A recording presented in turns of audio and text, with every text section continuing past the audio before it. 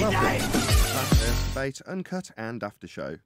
I'm your host Nathan Oakley, and if you are new to this channel, or you've not done so already, then be sure to subscribe, hit the bell notification icon and join button if you'd like to become a Nathan Oakley 1980 channel member and keep up to date with the Flat Earth debate. If you would like to support the channel, there is a super chat that runs alongside each of these shows while they premiere, and there's also a PayPal, Patreon, crypto and thanks button in the info box below the video. Speaking of Patrons, I'm going to do a quick shout out to all of you who do support me on Patreon. So, a big shout out first and foremost to my latest Patreon, Giuseppe Montesano, hopefully I'm saying that right, Trying to Triangle, Mitch Kennedy, Original D-Rose, Rod, The Name's Burley, Todd Wazzle, Jason Hornsby, Christoph Fournier, Flat Earth Travolta, J Males 24, Unimento M, Iron 26, Endless, Flat Earth Sage, Golden McKiernan, Retro Bill, More Books, Cannabear, Bogey, Michael Kahn, John Kays, Patrick Gunnels, Banter, Mel B. Styles, Hairy Blade, Mobile Max 777, Rob W, Reese Pound, Dell West Watson, Maria Nealon's Unbelievable Productions, Blue Ridge Ranger, The Real Gabster, Abraham Mohammed, Skeptic 936, Life is Short, Texas Mike, David Wayne Foster, and Dank. So another massive thank you to all of you for supporting me on Patreon. Now I will hand over to whoever is in Discord and Google so you can enjoy their dulcet tones while I set up for today's live show.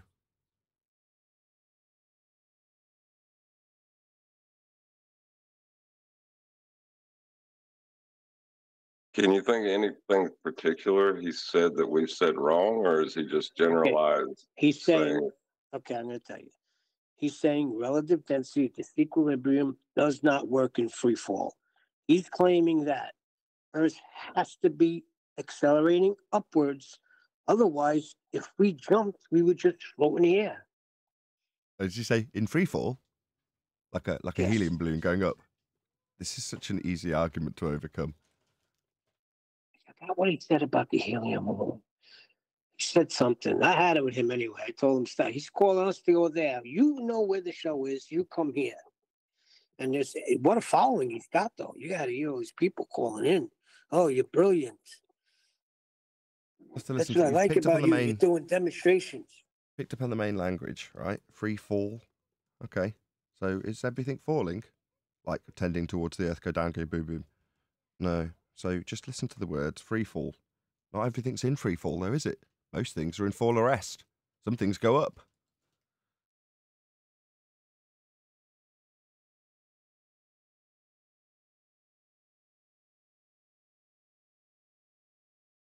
Yeah, he's wanting us to give, he's saying relative density disequilibrium is not a good explanation for why everything falls down. And that is true, because not everything falls down. No, but he's got this thing where it's an impossibility. No acknowledgement, zero. Say that again. That was perfect. Well, his position is that relative density disequilibrium is not a good explanation for why everything falls down. And he is correct. Not everything falls down.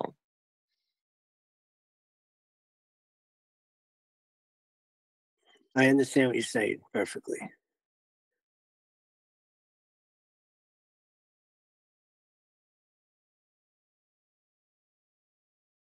So I've kicked this recording off like an hour ago just to make sure the computer's not going to fall over. Not that I didn't do a full solid show on Friday after hastily changing settings. But everything seems to be cushy.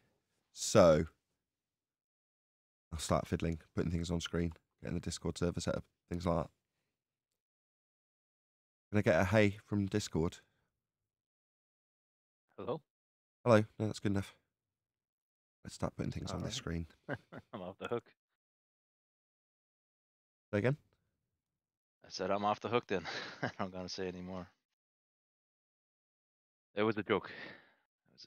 Yeah, indeed. I'm not paying attention to it. I'm sorry. I'm sure it was very funny. Yeah.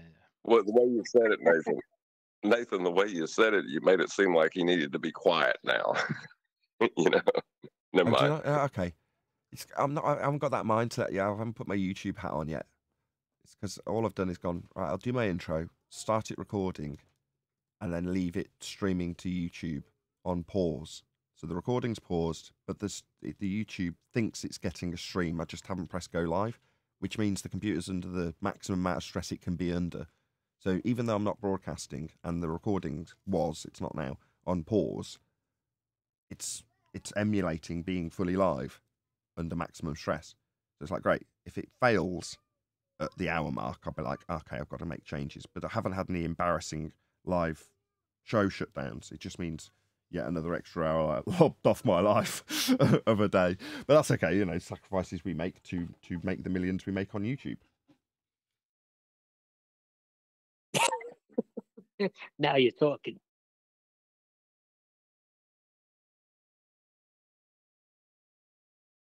One bonus with this computer, I know we had a long discussion about it earlier, John, is as a byproduct, no matter what I do, it does always remain quiet, which was the primary focus. So obviously, you know, with hindsight, I probably wouldn't trade 8 or 9 months of stress and tweaking to keep it cool enough to not fall over for silence.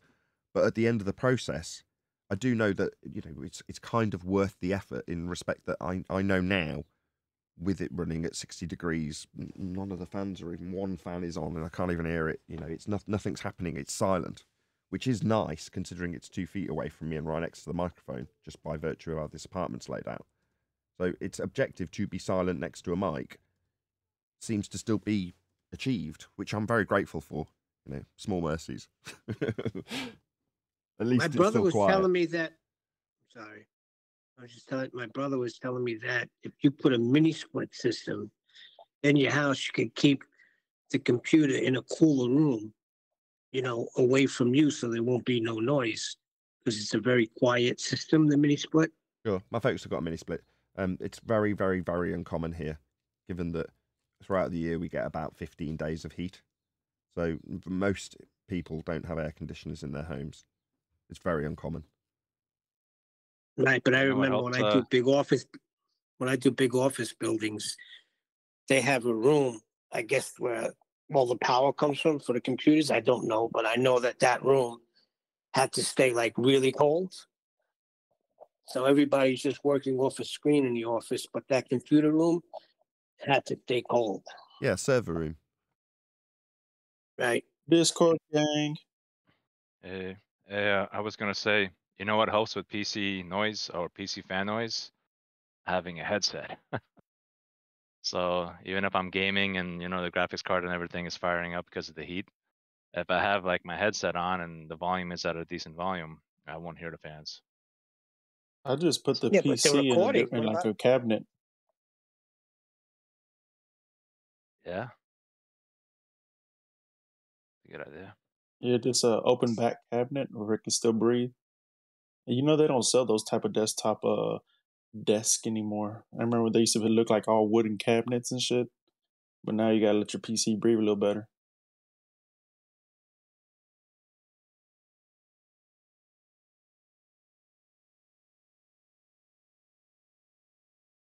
So Nathan, how was the tropical storm? Tropical like. Yeah, I said to John earlier, it didn't do justice on the video. I watched it back with the people who watched it, and I'm like, I mean, yeah, I was being pelted by pummel and the iPad was nearly being ripped out my hand with the wind. But none of that really came across on the video beyond me going, wow, it's trying to rip the iPad out of my hand. But other than that, it didn't really come across. Yeah, so, we thought you were hamming it up a bit. No, I wasn't. No, not at all. Far from it. But no, actually, I experienced the same thing actually at the same time. It was a tropical storm over here with hail. I can show you hail. Well, that's the only bit that did appear on the video. So when the hail came, it looked like it was raining. So, you know, I just don't think rain captures very well. And then YouTube came on and was like, this video's in 30 frames a second. And I was like, yeah, it is. That's a shame. But you just don't think about it. You just go, I feel that electricity in there that I've felt before. I know what's going to happen next. You know, I've been out. I can't remember where I've been in tropical storms, but when I've been out when I was a rep, I'd been in a couple of them. And indeed, when I was on my honeymoon with my wife, we were in tropical storms for the first 2 or 3 days. And is that not common in the UK? No, not at all. We're very, very get that uncommon. shit like every week. We get storms huge here. Thunderstorms. Don't get me wrong, we get plenty of lightning storms here, right? Lightning storms in England are very common. But to have something go from blisteringly hot and dry, calm, to total chaos, things being blown off, guttering coming down, flash floods, drains overwhelmed, hail, and then 25 minutes later, clear blue skies. Yeah, that on doesn't Thursday, on Thursday it was 100 degrees Fahrenheit, and that same day, 3 hours later, it was hailstorm with thunder and sideways wind and everything. Yeah, exactly. That's what I was trying to show people on the video. I was like, look at these trees, because they're all the branches are sideways. And it's like, even on the video after I looked it back, I was like, yeah, it doesn't look that dramatic. And then QB came in and like, we get worse than this in a weekday in Missouri. I'm like, I'll get lost. I'm sure you do, but for here, it's so uncommon. It was a very British type of response to that. Wait, what were you going to say on your honeymoon? You and your wife were in a tropical storm and you never got to finish. What were you going to say? No, that's it. We just arrived and we knew it was the end of the storm season. Where was this? Where did we honeymoon, hun? Paula?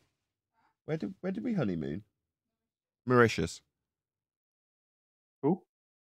But yeah, we got there, and then within, we got there, it was lovely, and everything was all calm. And then all hell broke loose, and there's, parasols being ripped off tables and things being pelted, and you're like, okay, looks like we'll be getting a massage. Where is this? Mauritius. Oh, okay. Where is that? I don't know. Never heard of that. Indian Ocean. It's like a little island. Okay, I thought it was Cancun or something. Off Madagascar. Anyway, I knew what was coming, so, it's one of them. I said in the chat, there's very rarely earthquakes here either. But I have been in an earthquake in England. So I think it was 2001. And I was in Wolverhampton. And we're in this guy's apartment, load of friends, like an after party or whatever. Anyway, we're all up, getting high, drinking. And then what I thought was somebody's washing machine breaking. In other words, like the drums come out of the axle, whatever you call it on a washing machine, but it's carried on belting against the side of the walls, which is attached to the kitchen. That's what I thought was happening, because it's the only thing I could visualize. But when I glanced up, the guy that we were with, who was making Indian tea, is like boiling up a big, massive vat of milk to drop one tea bag in and boil it for 1 million hours. He's gone, just instantly. Like, where did he go? He's just gone. Because he's been in an earthquake before, so he knew and recognised instantly what was happening while we were all looking at each other going, oh, I wonder what this is, because we've never experienced it before, right? But he was gone. He was out of the building immediately. He didn't even say, follow me, guys, or nothing. He just booked it. Nope, nothing. But left the Indian tea on the stove, just gone. No ifs, buts, maybes. He was out of the building. He knew what it was. I am not going to be in this high-rise block while this earthquake goes off. No way. I am gone. So he'd sprinted down, I don't know, 2 or 3 flights of stairs and just got outside instantly. Have you seen the latest video making the rounds of the UFO and the alien beings? Yeah, Russian vid, shout out to you. Oh, when that means I've got to concede to 10th. 10th told us so. The thing infuriating about it is they have handguns and are still scared to approach. They have handguns. And by the way, it's not Spanish. It's a weird type of dialect they're speaking. I don't know what it is. What do you have to concede to 10th? That they're going to start pretending that aliens are coming. They're going to ramp that up for this is a speculation, but based on the current media, I can't exactly say, nah, whatever gives you that idea. They've been doing last time he said it, which was literally in the last few days. My argument to his was, so what? Yeah, they've been doing that since the 80s. It's part of the space narrative. This is nothing new. Doesn't mean they're planning a space invasion or softening us up to more alien invasions of any kind. Next thing you know, aliens have arrived in my backyard. Oh, God. And this is on mainstream. And the police believe you. And the investigative journalists believe you. All right. But no video. No video. No, that doesn't matter. One will probably surface. That's what the news reporter said, according to what Russian vids presented to me. I've seen one that happened supposedly in upstate New York. Like the dude had some crops in New York or something, and that one looks eerily real. It's obviously something out there in the cornfields. Like I don't know, it's eerie. That video is eerie a bit, because the video is high definition, and yeah, the farmer's reaction seems genuine, but it's all just video, right? I don't know. Are they identifying unidentified flying objects or unidentified aerial phenomenon? So they've identified what it is now, and it's aliens from an area that, if it did exist, we'd all be dead. Yes. That's the thing about this space narrative, that maybe this is the reason we get so heavily censored. You can't have space aliens coming from lights in the sky. If you're going to imagine that a light in the sky is actually soil, that's what this boils down to, then you need that narrative of a sky vacuum to be maintained in the mind's eye of the public as being real. The moment we come along and go, yeah, the whole area is nonsense, you can't have a sky vacuum, we'd all be dead, the gas would fill it. You know what a vacuum is? You snap people out real quick when you go, do you understand what a vacuum is? Yeah. What happens when you put a high pressure gas next to it? Well, it goes into it really quickly and violently. Yeah. Okay. So what would happen to all the gas we're breathing now if the sky was a bloody vacuum? We'd be dead. It's obvious. Most people that I have disseminated that argument to quite a number of people now. No, I don't mean in this arena. I mean just in general, going about your day. And they all had the same reaction. Oh yeah.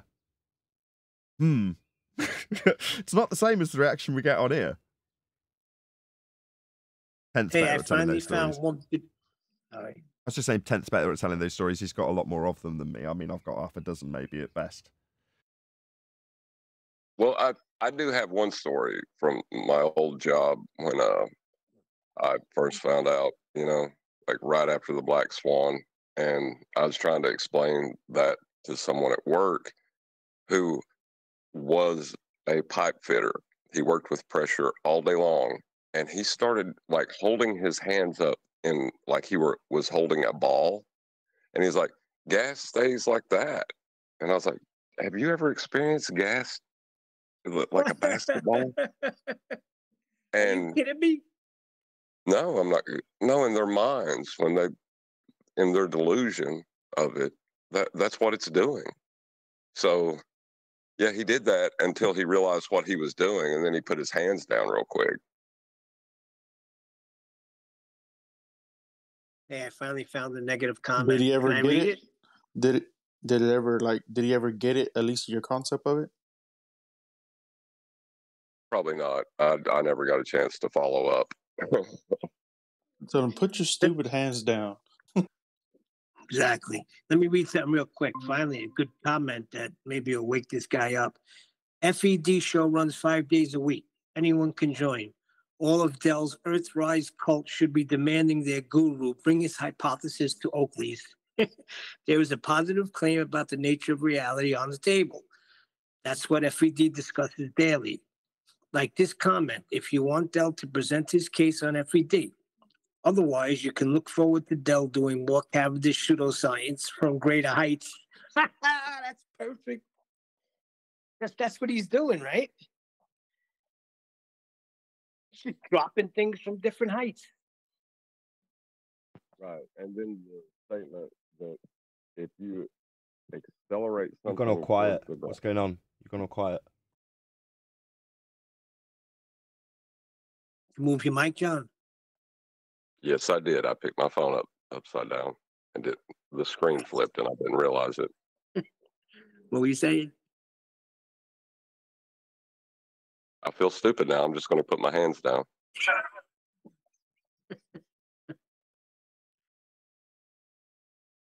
Just let it go, John. Just let it go. Yeah, that's my thing. He's just doing pseudoscience, making these things up and doing all sorts of things, and now claiming that Earth is rising up. And we're the stupid ones if we think stationary Earth is even a possibility, because it would be total chaos if Earth wasn't moving. Well, he even said it like relative density disequilibrium doesn't apply to things in motion. Well, we experience relative density disequilibrium, so we're not in motion. Thank you. Hi everyone. The Earth is rising from where? What's the reference point to be rising from? Oh, that's just Dell saying it. It's not. It's an outrageous claim.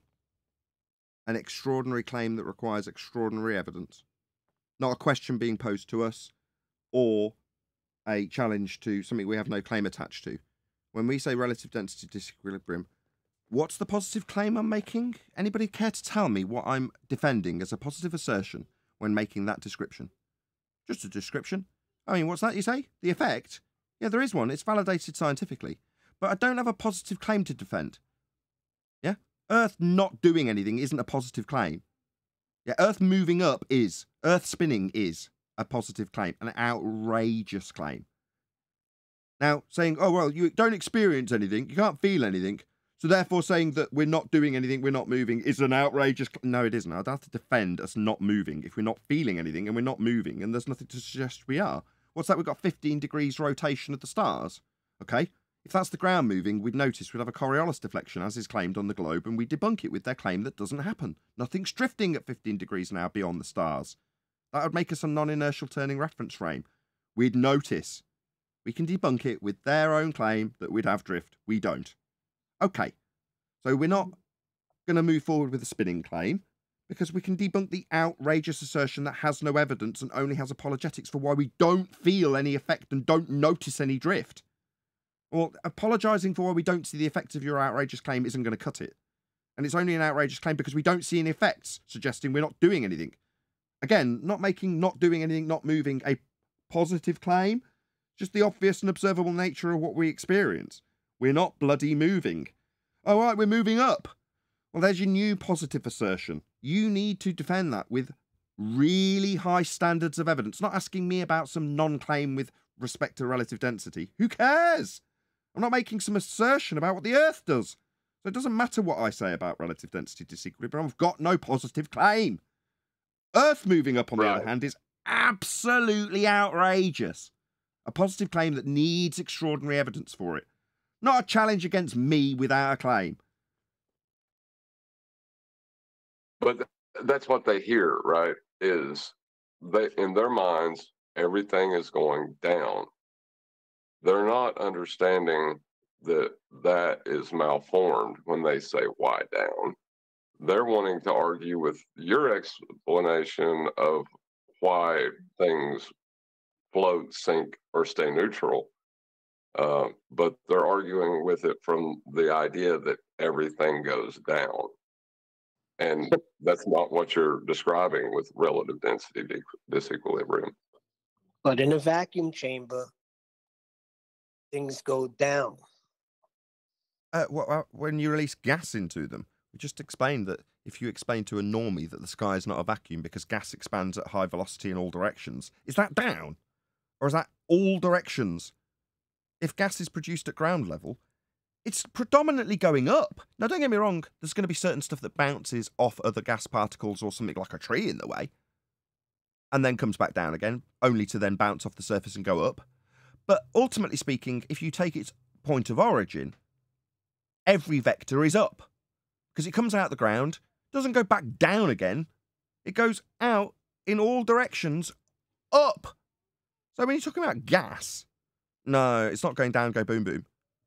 The force helium balloon's up either. It expands in all directions. That's what gas does.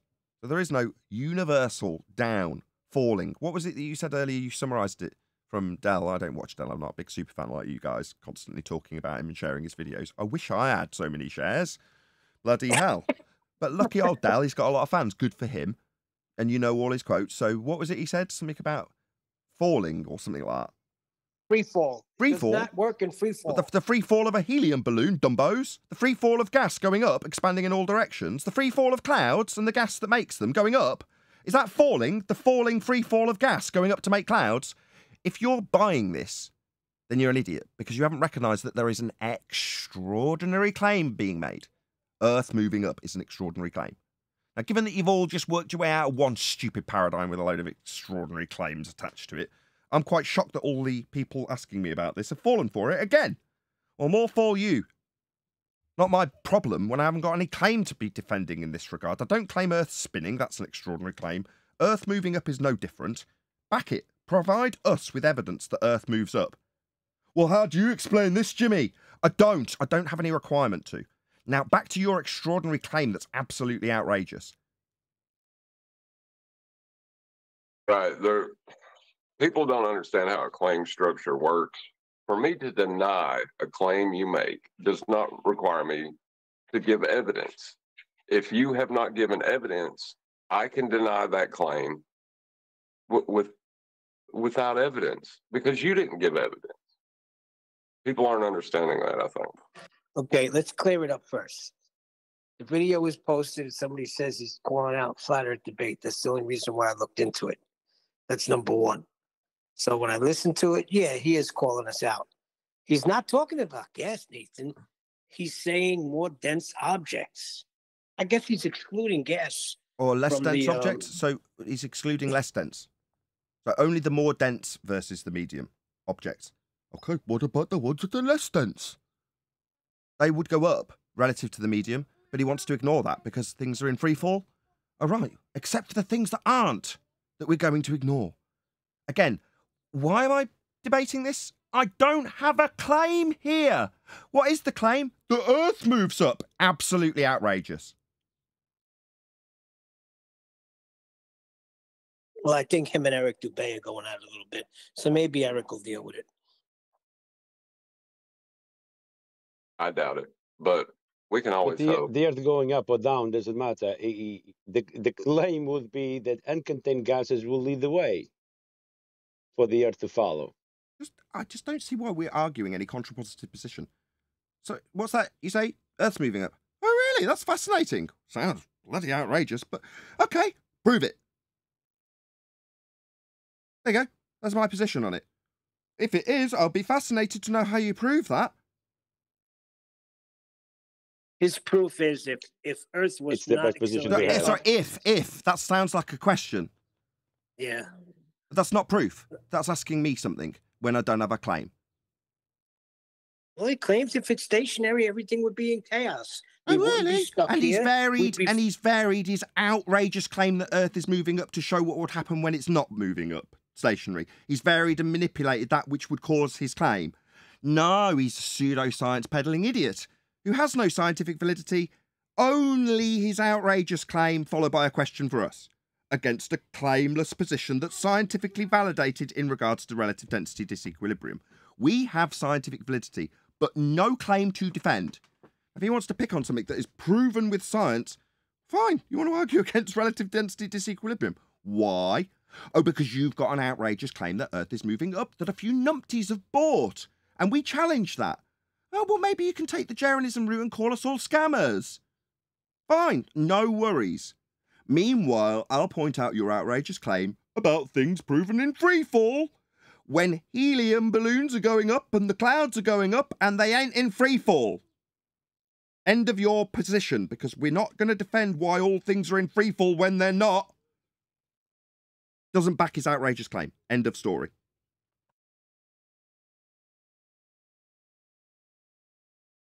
Right, but let me see if the laws of motion and everything that we understand here, right? In this paradigm that we're in, right? So if he has Earth coming up, can he still use all those things that are used in this paradigm? Or doesn't he have to, do they even apply?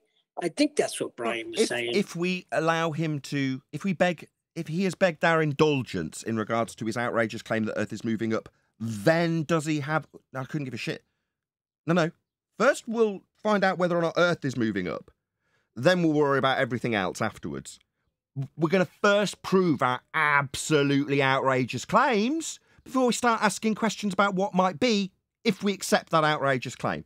Yeah, I don't know about everybody else in the audience, but this is beneath me. You not like that? Good. It's pathetic. First, prove your outrageous claim. I've just stepped out of an outrageous claim paradigm. I'm not about to step into one just because some numpty is telling me that the Earth's rising up. And what would happen if the Earth was stationary? All right, do you want to vary and manipulate that which you presume causes this effect to show us it with some scientific validity? Because we can offer that. Not that we've got a claim to defend. Right, but the majority of people have either don't remember or don't know how a claim structure works.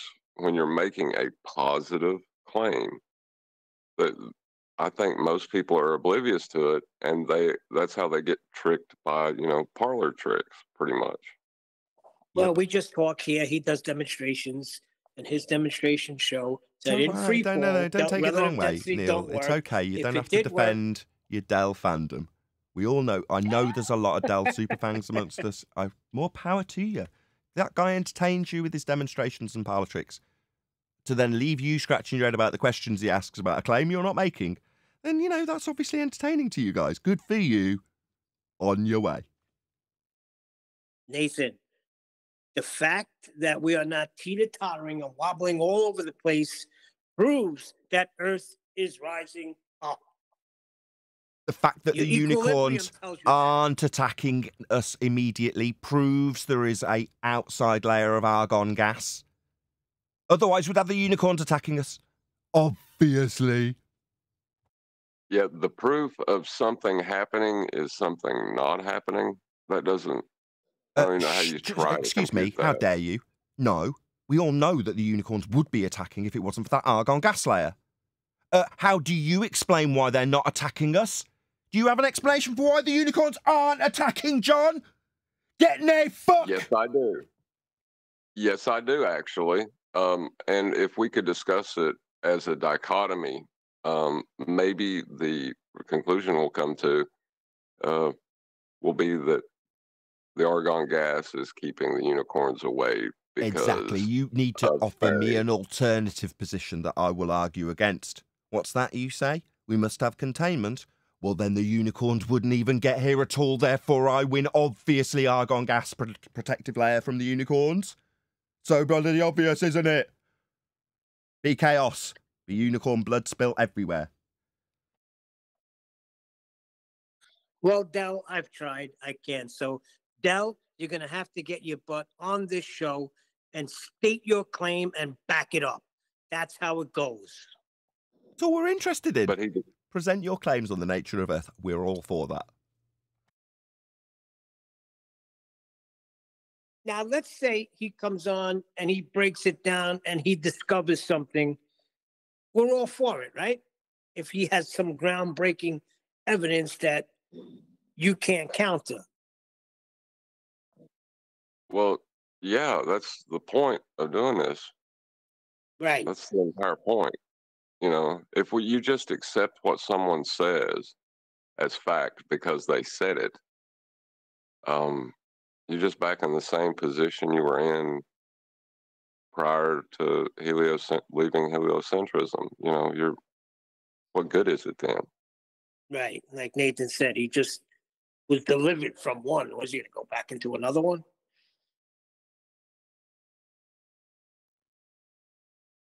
I'm going to prove the fucking Earth's moving down. 9.8 meters per fucking second, you lick spittle. I'm going to release this helium balloon. And inside this helium balloon, I've got a nitrogen balloon. And inside the nitrogen balloon, I've got a bromine balloon. And inside the bromine balloon, I've got an oxygen balloon. And when I release this, it's going to go up, proving that the Earth's accelerating away from us downward at 9.8 meters per second. It's obvious, you lick spittle. Wow, when was that from? I think he just said that. He just was away from his mic. No, that sounds like a throwback from the early days. Don't know what you don't get. Obviously, we're moving down at 9.8 meters per second. Otherwise, why the hell else would the balloon be getting away from the Earth that's moving down? Why do you think the clouds are up there?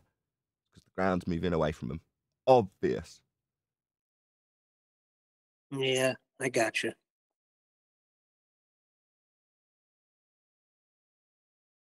See, all you got to do is explain that phenomenon that's not a phenomenon and doesn't happen like that, then Bob's your uncle.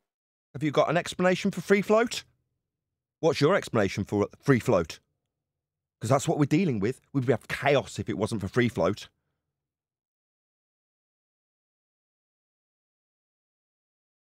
Oh, that's an absolute fact. Stuff's floating. I'm looking at it. You want to tell me stuff's falling? Well, maybe when it rains. But for the most part in this country, I see clouds floating. So we've definitely got the Earth moving down, 9.8 meters per second, down, always, keeping stuff in free float. Obviously, stuff is free floating. You going to deny that, Neil? What's your alternative explanation for why the world isn't moving down at 9.8 meters per second? Because I'm going to be challenging that false dichotomy in a minute. So get on with it. What's your explanation? What's that? Relative density disequilibrium wouldn't work, mate. Wouldn't work. Yeah, we'd have chaos if it was just relative density disequilibrium. You've got to have something to create the free float. That's the ground moving down. It's moving down. It's being rude and intolerable. Talking through me. You're all talking through me. It's because you're all scum. Lick Spittle, the liar. Not even listening to the conclusion. It's because you don't understand it. If you understood this, we wouldn't even be having this conversation. It's moving down. The ground is moving down 9.8 meters per second. And buoyancy is what causes things to go down. If it wasn't for the free float, we wouldn't have things falling. Obviously, you've got to have the ground accelerating away, and there's a little bit of density and descriptions in that form, in that description, but we won't get into that. But ultimately, it's dependent on free float. Stuff wouldn't fall down after you pick it up if we didn't have free float. Because the ground rushing down has also got the free float effect, which creates a downward bias in the air for the solid items. So bloody obvious. I mean, the fact that I have to even explain this to you. I mean, don't you guys realise we have free float? Look up at the clouds. It's obvious that we're moving down at 9.8 meters per second squared. Obviously. So, any challenges against the down that we are obviously... This is not an extraordinary claim. The extraordinary claim is that nothing's happening, that we're not moving at all. That, on the other hand, is outrageous. You better be defending that nothing's happening nonsense, because we'd have unicorn chaos. I'm telling you, we'd have clouds splashing on the ground if it wasn't for free float. Do you want to exist in swimming in clouds, constant fog? Good job we've got free float. I always call that the burning unicorn fart fallacy. I don't know what its actual name is, where you get someone to defend against a position you're taking for something that isn't happening. You know? You ever do like a handstand against a wall, and the blood goes rushing to your head? You're just having flashbacks of being arrested. Can I ask a question? Go ahead, It is 0 miles per hour at constant speed.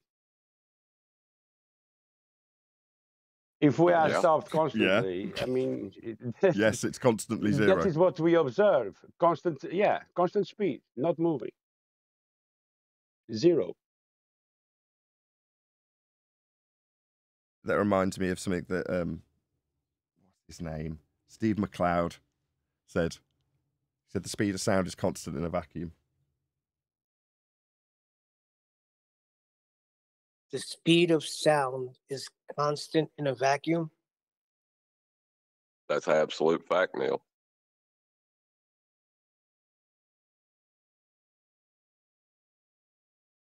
There's certain people out there that are chuckling along.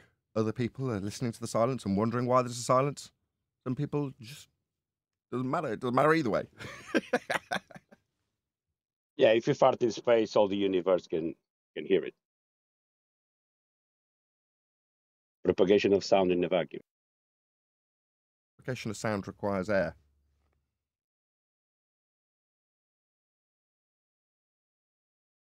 Well, it requires and a medium. You can actually change. Well, a medium, water, is equally capable of transmitting sound, yes. But not a vacuum. No, so its speed would be constantly 0. It's constant. No, that's constant, right? It's constantly 0. Which comes back to the question we were just asked. Is 0 a constant speed? Well, if you ask Steve McLeod, definitely. Well, I think as I watched the video, I think someone comes in with electrostatics, but I think they're trying to put these two together. You know, I think it has to do with ether eventually. What's that? I think down the road there's going to be an ether claim. Well, it would make sense if it's rising up through something. You need something for it to rise up through. That's what the heliocentrists figured out before Einstein.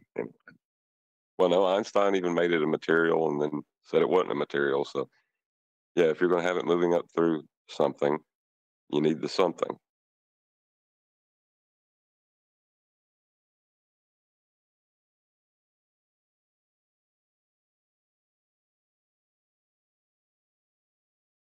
Well, hopefully he'll come on the show one day. I would love to see him come on. He came on Flatzoids. I guess he picks and chooses who he wants to, present this nonsense to. Flatzoid's a little bit more laid back, and you can, like, Nathan's pretty sharp. Like, the minute you make a claim that's requires evidence, right? He's quick to it. Flatzoid lets him wander off into the weeds quite a bit, so I could see why there would be an appeal there. Right.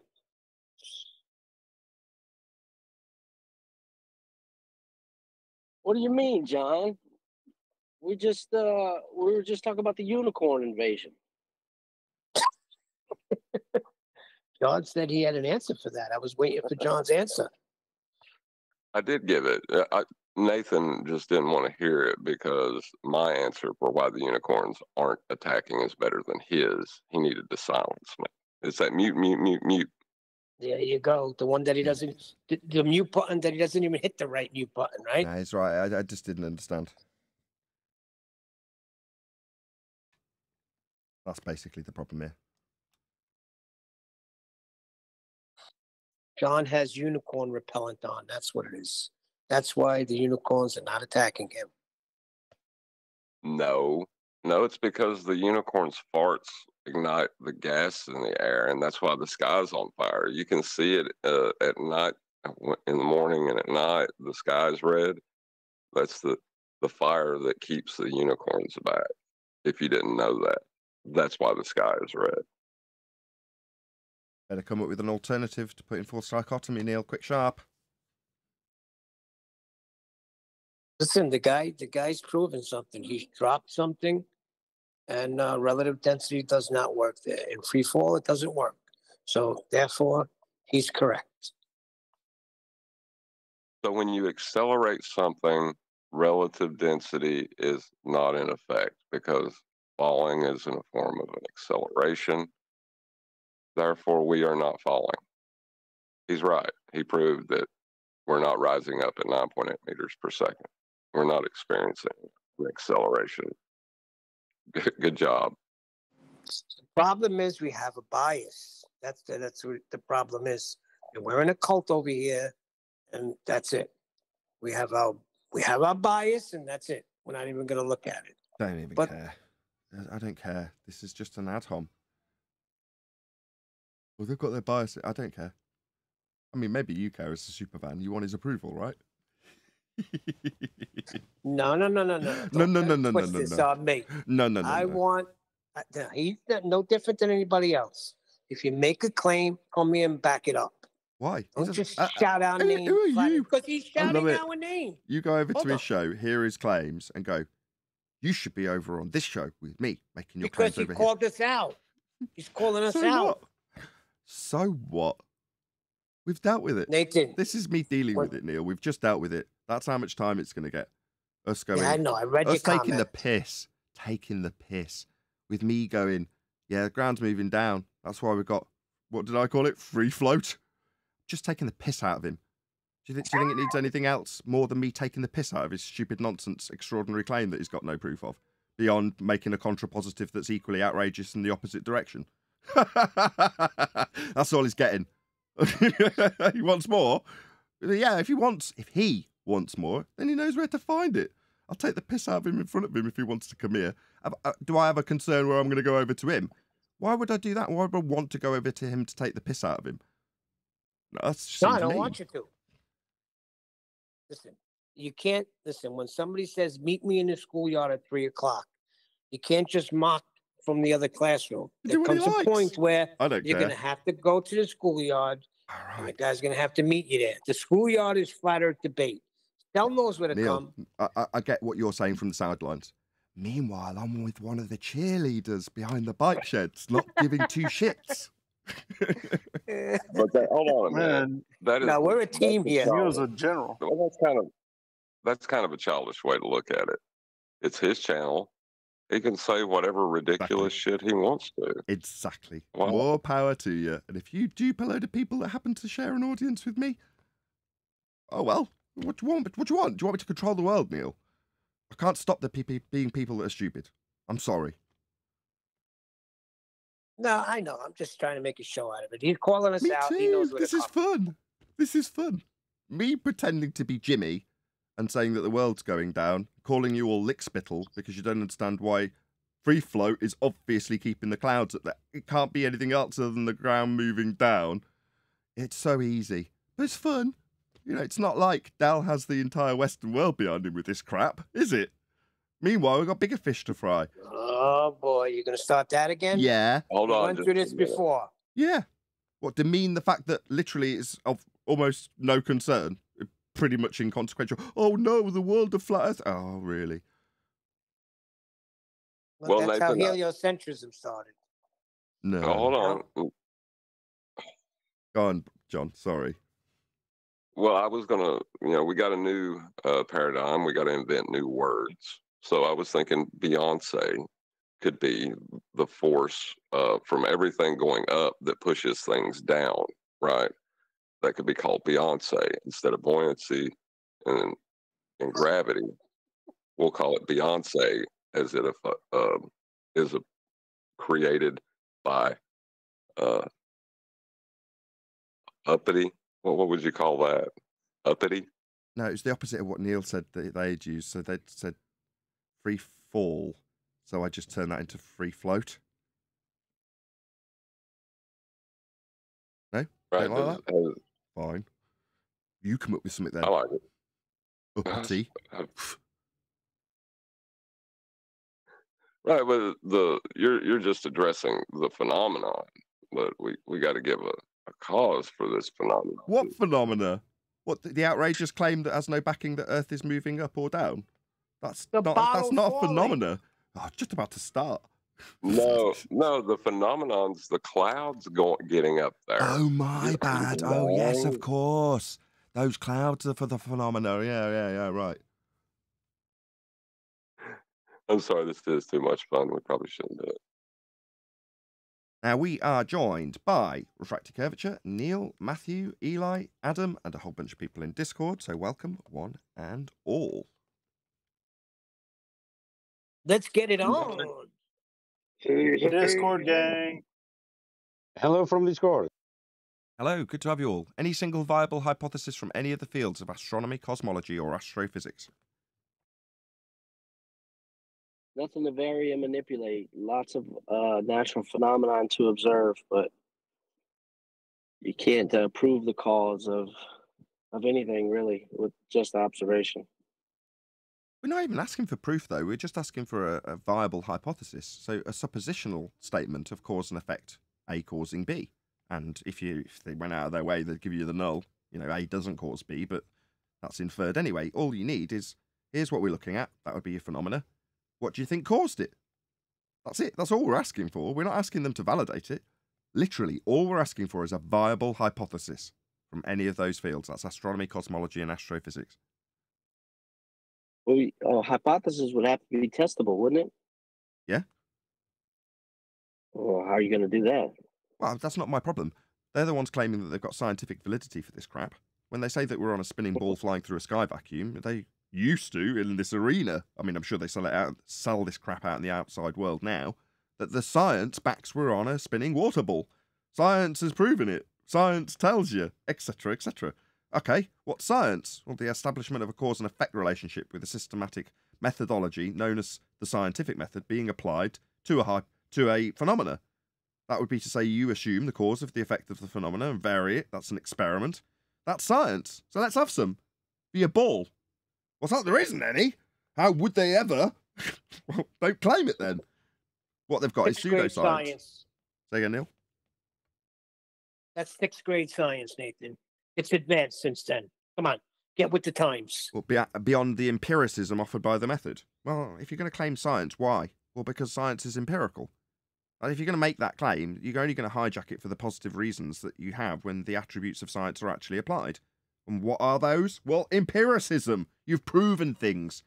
So why would they say all of science has got your back on this ball thing? Well, because that implies empiricism. Oh, well, science has evolved beyond empiricism. Well, don't lean on the idea of having science then. We infer that doesn't have the same weight, does it? How do you think you have a show? You're running your computer. Look at the advancements science has given us. Why are you being so ignorant on this? It advanced past the cause and effect. Now we're space traveling. We have a rover on Mars because of science. That was a lot of nonsense to unpack. We don't have a rover on Mars because that would involve the light in the sky being soil. I've seen it on the telly. What, the light in the sky being soil on the telly? Well, that would also involve us travelling through a sky vacuum where the gas we're breathing at high pressure would expand at a high rate into that area of volume, leaving us with no gas to breathe. We'd all be dead if we were travelling through the sky vacuum. There isn't a sky vacuum. So everything you said was nonsensical, but none of it is science. If you're going to infer that we can travel to the middle of the ocean and dive down into the bottom of it, then that would be a technological claim, not a scientific one. Right. The field of study of a rover would be in robotics, mechanical and electrical engineering. You got that from science, though. Right. But that is not astronomy, cosmology, or astrophysics. Any scientific evidence of gravity, as that's where we're ultimately heading here, isn't it? Well, Dell has the Earth moving upwards, so there is no gravity. It's not needed. Sorry, one man has an extraordinary claim without evidence to back. Therefore, not just one man. I don't care how many people make an extraordinary claim. How much evidence for the extraordinary claim do we have? The fact that you're not teeter-tottering all over the place is the proof that Earth is rising upwards. The fact that unicorns aren't attacking the Earth proves an argon gas layer protecting us from the unicorn attack.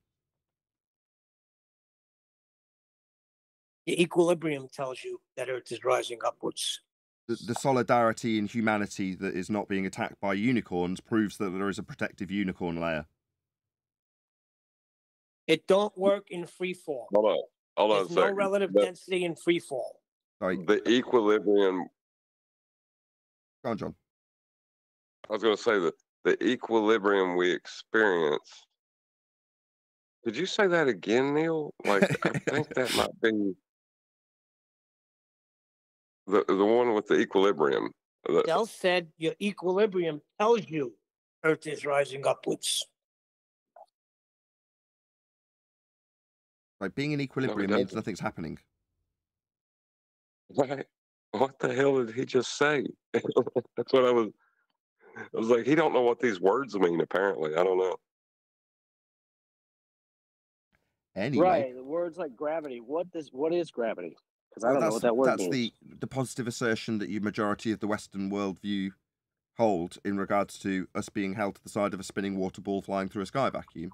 Gravity used to be, 108 years ago, mass attracting mass. So the mass of Earth holding your mass to it so you didn't fly off into a sky vacuum. 108 years ago, that was superseded by Einsteinian fourth-dimensional space-time bending, a pseudo-geometry describing a pseudo-fourth dimension based on time that folds and bends to give rise to a non-force that doesn't do anything in physical reality and only exists and operates in mathematics. So that's what gravity is I would say currently, but for the fact that that has speeds of light that are debunked by quantum mechanics. Probably why we're here. Very nice. So it's a mathematical description of a fourth dimension that we don't experience in order to explain some effect in our third dimension. That's strange. An effect that we don't experience in our third dimension, that would be that all things tend towards the ground. They do. What about the clouds and the gases that surround us? We're not talking about gases. We're talking We about are. We're talking about all things. That would be all things. Gases would be included in all things. Clouds would be included in all things. Helium balloons would be included in all things. Okay, material things that are dense, more dense, So like a leaf falling from a tree. The clouds that produce the very life-nourishing water that you consume, that's not material things. I'm going to go with the sky and its stuff not coming down, but in fact being produced by the gases going up, annihilates this claim that things tend to the ground. They don't. If you assume they do, and then further to that assumption, start explaining why things don't do things, making apologetics for why things wouldn't happen but would if it wasn't for your assumption of an outrageous claim of Earth moving up, well, then they've got you, haven't they? Because you're already into a paradigm that has an alternative, the norm, not being in effect, but only having all things go down as a result of Earth moving up, when not all things go down. It doesn't work in free fall, Nathan. What about free float? You're ignoring the free float. In the pre-show, I made a very specific, also outrageous claim that Earth is moving down to create the effects of clouds and helium balloons and lift. We wouldn't have flight if it wasn't for free float and Earth moving down at 9.8 meters per second, because obviously we have free float. Have you not noticed the clouds? Yet this is the contrapositive, equally outrageous claim that Earth moves down. And I obviously believe this. I'm not just taking the piss out of a Scotsman. Hello? Hey, Owen. My sound's finally come through. Hello. Hello. Yeah, hi.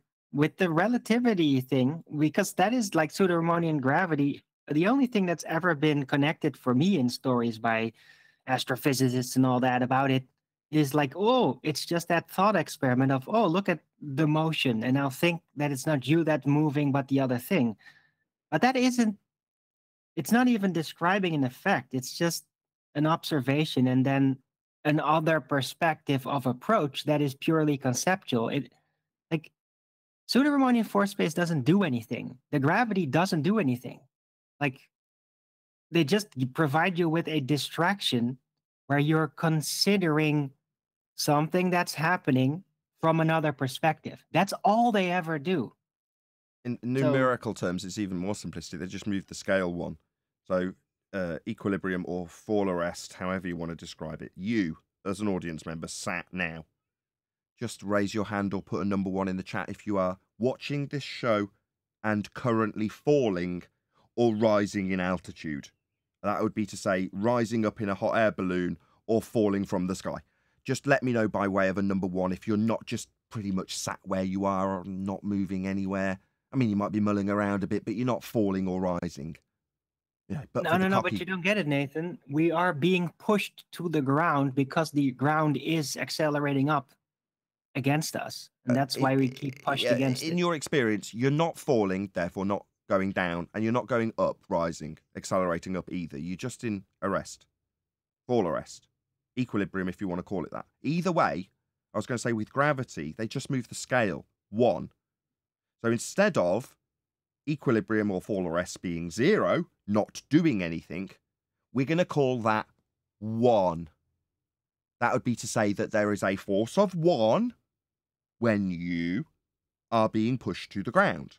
Okay, so that's 1. What should we call it? We'll call it 1G. Okie dokie, everybody's clear.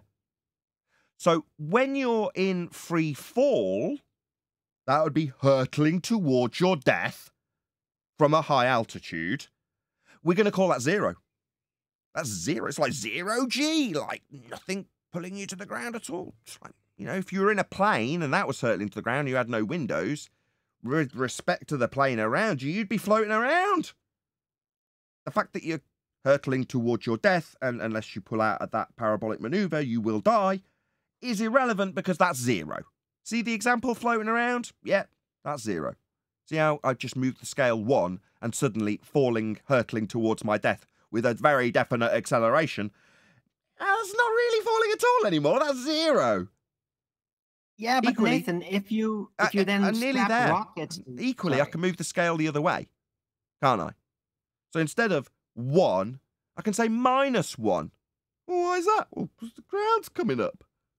Is it? Yeah. Or I can do it the other way and go back with gravity and say, it's not that we've got a force of a bending pseudo-force space or a mass of an Earth pulling us towards it at 1g. I can say that, well, why not? The ground's falling away from us. And the contrapositive force of the ground going down and the air therefore being pushed up would have a, described with relative density disequilibrium, force that makes things that are more dense than the air go down. In other words, the reason things fall to the ground if you pick them up, yeah, is because of, what did I call it again, John? I can't remember the opposite of free fall. Go on. Free floatity. Free float. Free floatity. Yeah, free floatity.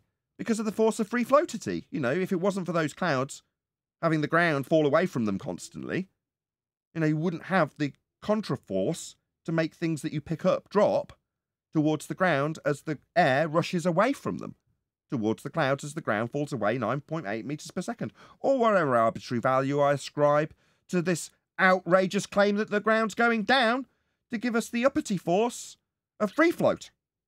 That's obviously there when I move the scale the other way. Because why not? You know, if it wasn't for that -1 force, we'd be at 0 and we'd all be floating around. If the ground wasn't going down away from you, we'd all be floating around. It'd be chaos. You're hearing me, lickspittle. Nathan, what about -1g? That's what we've got with the ground falling away. Didn't you hear me? Are you not getting this because you don't understand? Now get nay fuck. No, but I mean, come on, -1g, like that shouldn't be possible. But The audience, he just doesn't understand this stuff. He doesn't understand it. It's beyond him. Here in his echo chamber, not listening to people. What? You just don't understand. You see, not he's just understand. demonstrating how I get it. ignorant he is. It's just demonstrating his ignorance. This is obvious to most of the people out there. This isn't some tactic. The ground's moving down, Arwin. You just don't get about the... Bloody hell, I wish I could get this concise about a character immediately.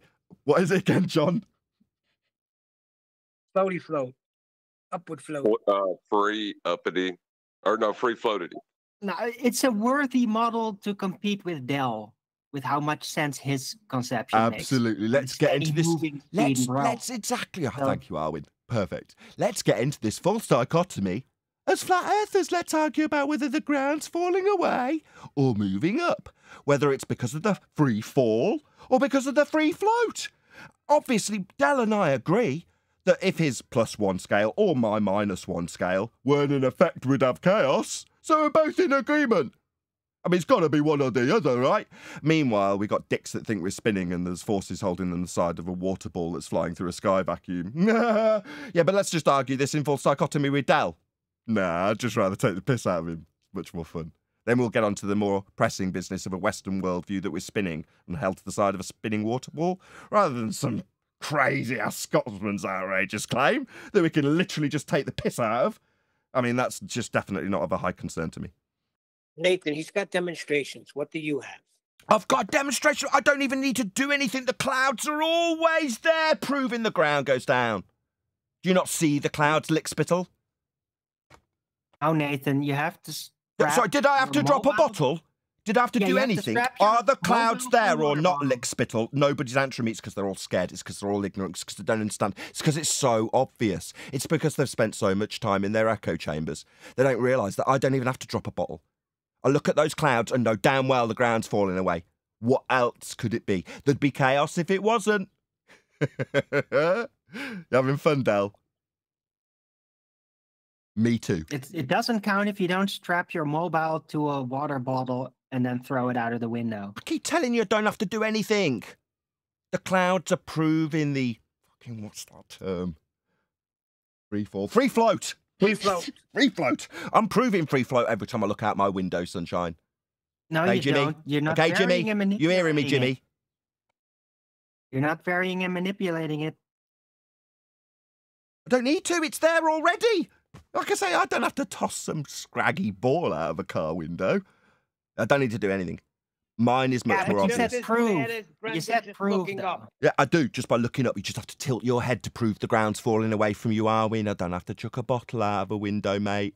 Yeah. No, but that. No, but hold Right. on. You can point at the cloud to. Yeah, so can you, disprove a mate. claim. Oh, So can God, you, Jimmy. So can you, and that proves it. You there with us now? You with us, Lickspittle? Hello.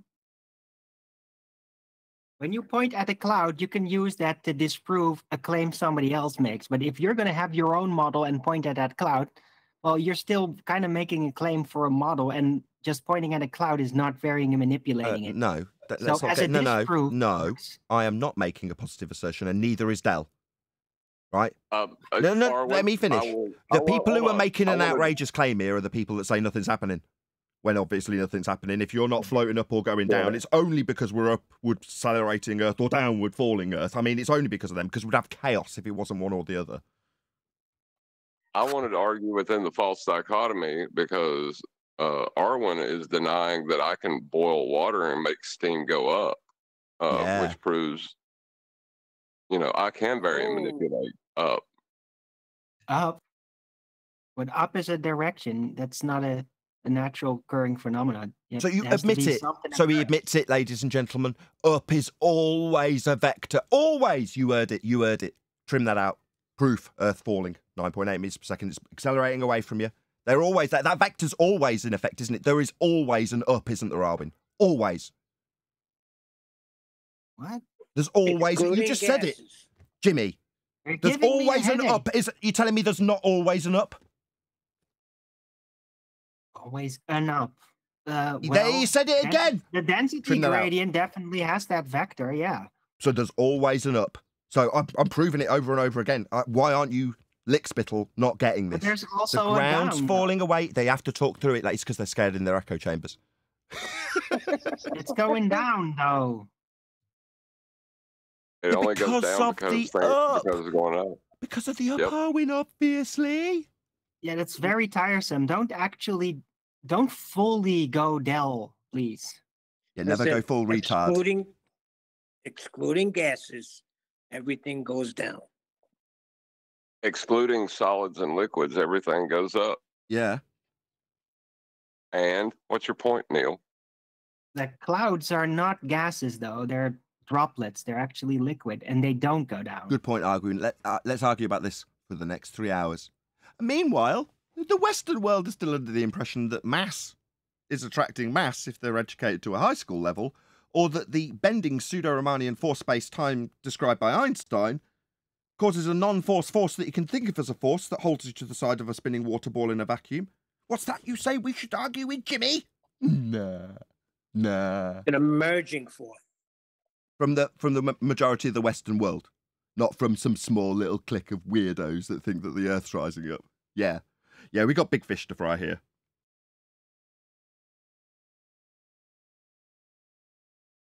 So any sign? Always welcome. All are welcome. I say it every day. If somebody's got some extraordinary claim and they want to present it here to have their ass handed to, no worries. We'll just take the piss out of you. No shame. We've lost all empathy for you. Yeah, we had enough of it in about 2017, 18-ish. Now we have zero empathy. We're just going to take the piss out of you. That's pretty cocky for you to think that right away you're going to hand their ass to them. Maybe he's got something here. Why don't we hear the guy out? I've already heard it. Right, but if he's got an extraordinary claim, he has extraordinary evidence to go with it. It's not like he's just going to fill up a bottle of water and throw it out of, throw it. I mean, that would be dumb. That would be silly, especially when there's the clouds like right outside. I mean, I don't even have to fill up a bottle, do I, to prove that the ground's falling away at 9.8 meters per second. It's really easy. You should look up, and there they are, proving the upper T. You don't even have that right. He does not throw it. He lets it go. Yeah, I can do the same Well, with the could be- helium is there a balloon. claim? Yeah, I do the same with the helium balloon and make the same claim. But that's gases. But that's Well, solid. yeah, but see, I can. Look, I'm- guys, can I say something? Throwing a bottle down what Dell tries is no better than presupposing that the Earth is spinning because of the angles of the sun. I mean, it's literally that. It's a presupposition. It's pointless, and he doesn't get it. That was the point of what me and Nathan were doing, was to make fun of that. No. I get it. I was super serial. You were giving me a headache, man. No videos today? Or are we still doing housekeeping? I haven't got anything planned. We've been chatting for about 2 hours. John and I, that we were chatting about people being electrocuted, so it probably wasn't suitable for live shows. I don't know how. Oh yeah, because of the voltages of computers. Anyway, we had some good stories. Some of it made it to the pre-show. Check it out if you're a member. But there's knocking on 100 people watching, so we should really have something to talk about. I can run through housekeeping questions if it's going to develop more of a conversation. Does Adam Sure. have anything to say on this? He hasn't said much. You sure he's on the side of... I'm going to have to remember that term. It's just not going to be... It's never going to flow with character. If I can't remember the damn term, I'll have to ask John. Free float. Free float. I'll get it. I will get it, I promise. Free float, free float, free float. And if you're going to talk about it within a mechanical sense, it needs to be floatedy. Because Floatity, yes. you Is know, the floatedy sticky or isn't it sticky? Well, I think the Arwinian always up force that you described earlier and conceded is definitely something that we can ascribe to you. You know, there is always an up, Arwin. No one's ever going to deny that, are they? Look at What? That's the How dare you? Arwinian up. There Screw has to you. be. There has to be an Has up to be. because we're stuck on the ground. It's not The reason why we're Arwinian. stationary. Exactly. It'd be chaos. Anyway, we've done this enough. Hope you all enjoyed that. No If there's any Arwinian up, fans of Dell dude. out there, right, No look, Arwinian up. it's all in good fun for us.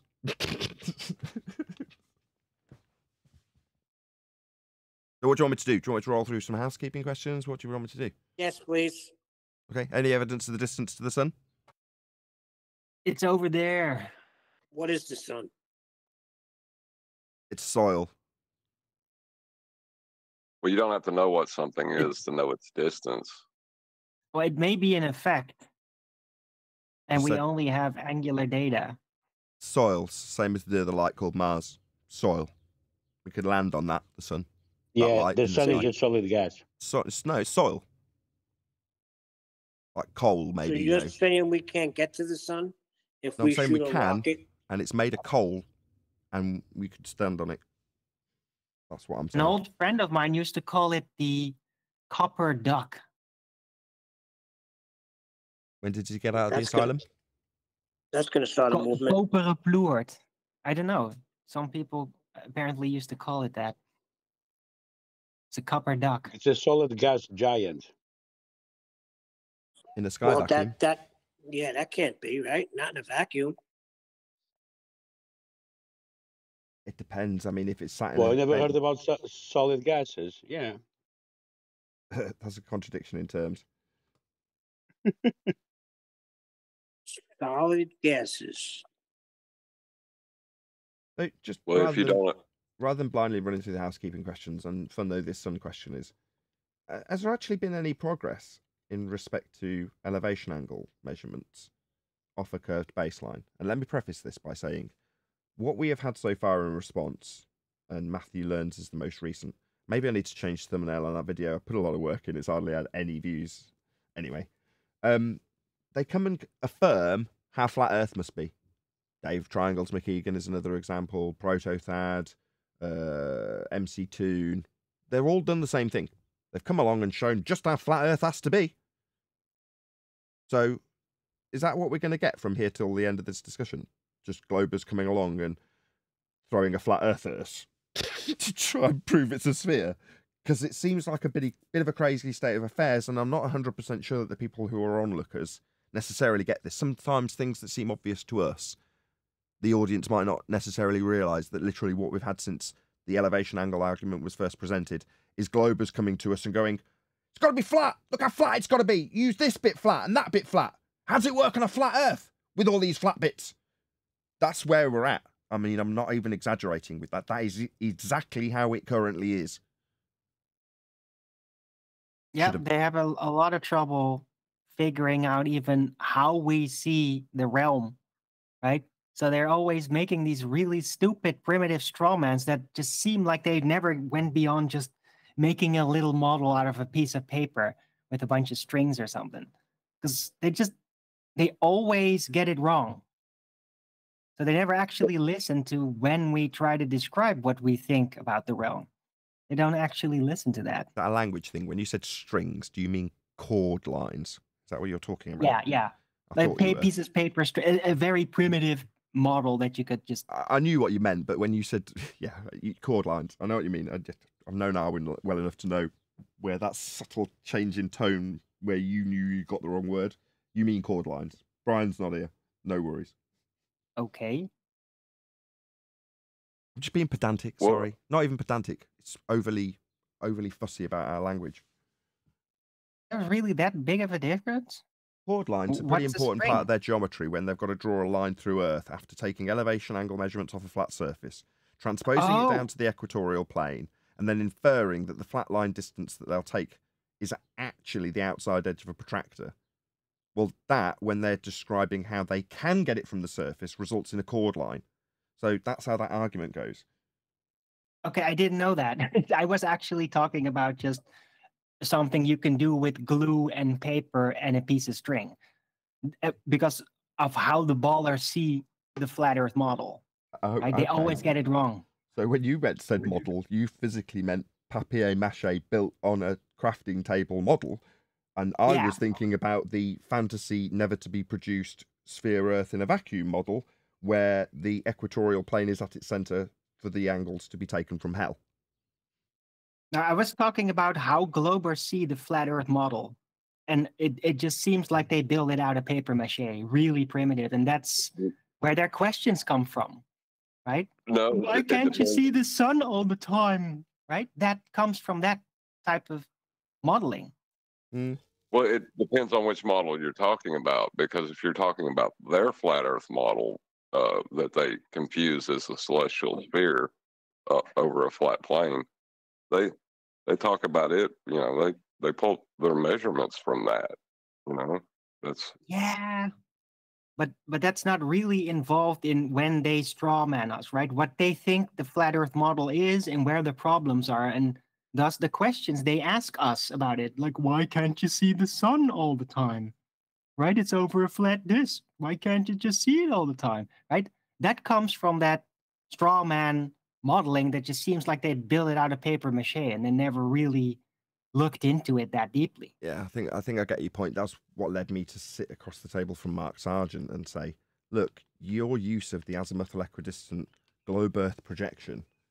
Now, in hindsight, that's still a flat Earth from a flat Earth to give you a globe to give you a flat Earth, but I didn't know that back then. My position to Mark was that it was detrimental. Now, he pleaded his case, and frankly, I think he put a very good case for the introduction to a completely new worldview with something visual to help you get there as a pretty good argument in his defence. But I ultimately pointed out that it's a false dichotomy, a reification fallacy, and all the objection points, which he's since and subsequently incorporated in. But that works off the back of that objection, right, Arwen? You don't, again, have a claim to be making in this regard, so why are you suddenly offering up how the sun works? Do you know what the sun is? Have you measured it? Have you gone to it? You haven't, so it's all based on inference, mostly off globe projections that needed the flat Earth to begin with, admittedly, but that I understand your objection, Arwen. Right. Yeah, very typical issue that they have is that they think that the flat Earth sun is still a burning ball of gas, but smaller or something in a physical position, right? And that just like completely screws it all over, like the mechanics of it, when you even try to imagine it. So they basically project their presupposed claims about what they think the universe is onto the flat Earth model as they try to construct it. That's what they typically do. Well, if they're going to show you anything that resembles a model, it'll either be the flat Earth celestial sphere, which would be, when they're talking about it, a disk floating through a second law of thermodynamics violation. So of course they want to put it in that context, because that's what the pictures they show you will be asserting that. So they have to deny it. Right, controlled opposition. So in other words, if you've got certain aspects of your model that you want to retain, like gravity, the Einsteinian notion that Earth is moving up at 9.8 meters per second squared, that your 0g is you not accelerating down, but at a 0 point with respect to the force that's always in effect that's not really a force.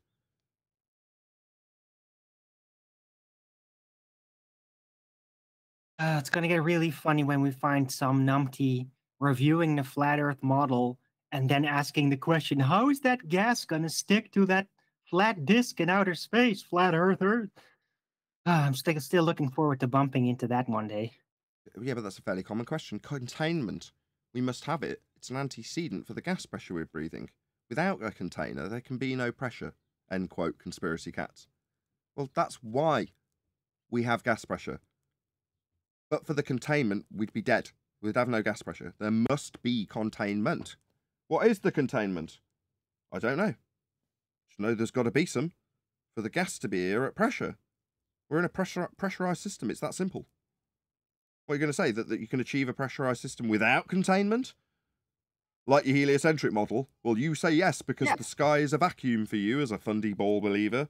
Oh, well, that's fascinating. Also a second law of thermodynamics violation. Right. But in their mind, they think that, no. If gas is going to stick to a ball somehow, that's more logical than it sticking to, like, a disk, because the gravity on a ball is all equal. So that means that the gas would then equally stick to it and be like how we experience it. But on a disk, the gravity is all screwed up, and it's not like, oh, the gas wouldn't distribute itself properly around the disk Earth. Right? Arwin, That's something form. that I'm expecting. Arwin on form as ever. We've got two concepts Arwin's managed to very sneakily juxtapose within his position that he's put forth in a funny voice. Sticking? What do you mean gas is sticking to a disk versus sticking to a ball? Gases don't stick. They expand in all directions at a high velocity until they fill whatever area of volume they have to fill. They're not sticking. Fundamentally unstuck, in fact. They have no bonds. So when you say, how's it going to stick to a disk? Oh, that sounds like a very convenient position for a globe earther who has a claim of gravity to put against his position that how would the gas all stick to a spinning water ball in a sky vacuum? Well, I've got a force that's not a force. There's actually the bent medium of a space-time in a pseudo-geometry that holds it to the side of a water ball because we're in a sky vacuum and that proves we're on a ball.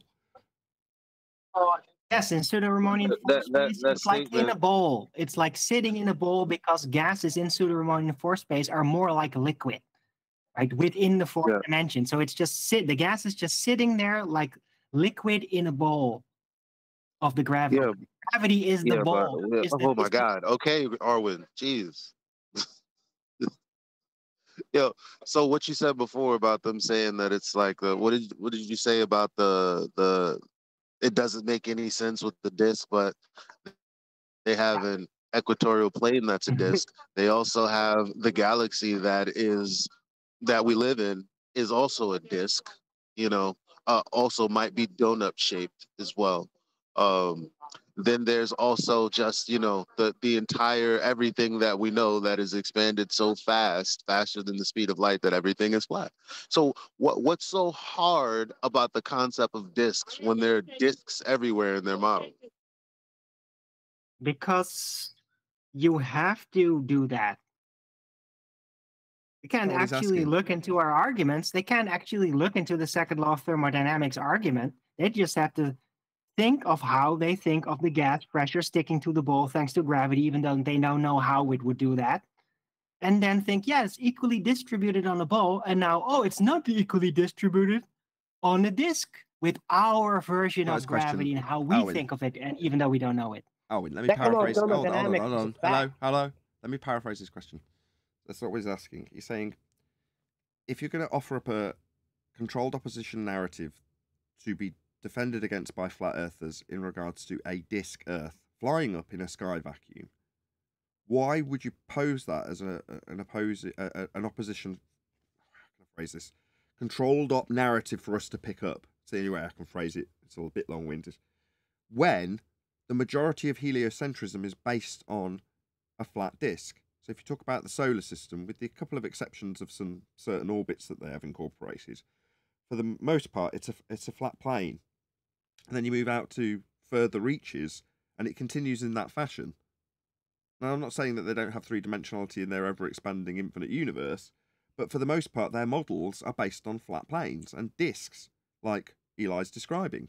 So how can that be an objection in the dumbed down for the mainstream, great and washed narrative? I think I'm answering your question there, Eli.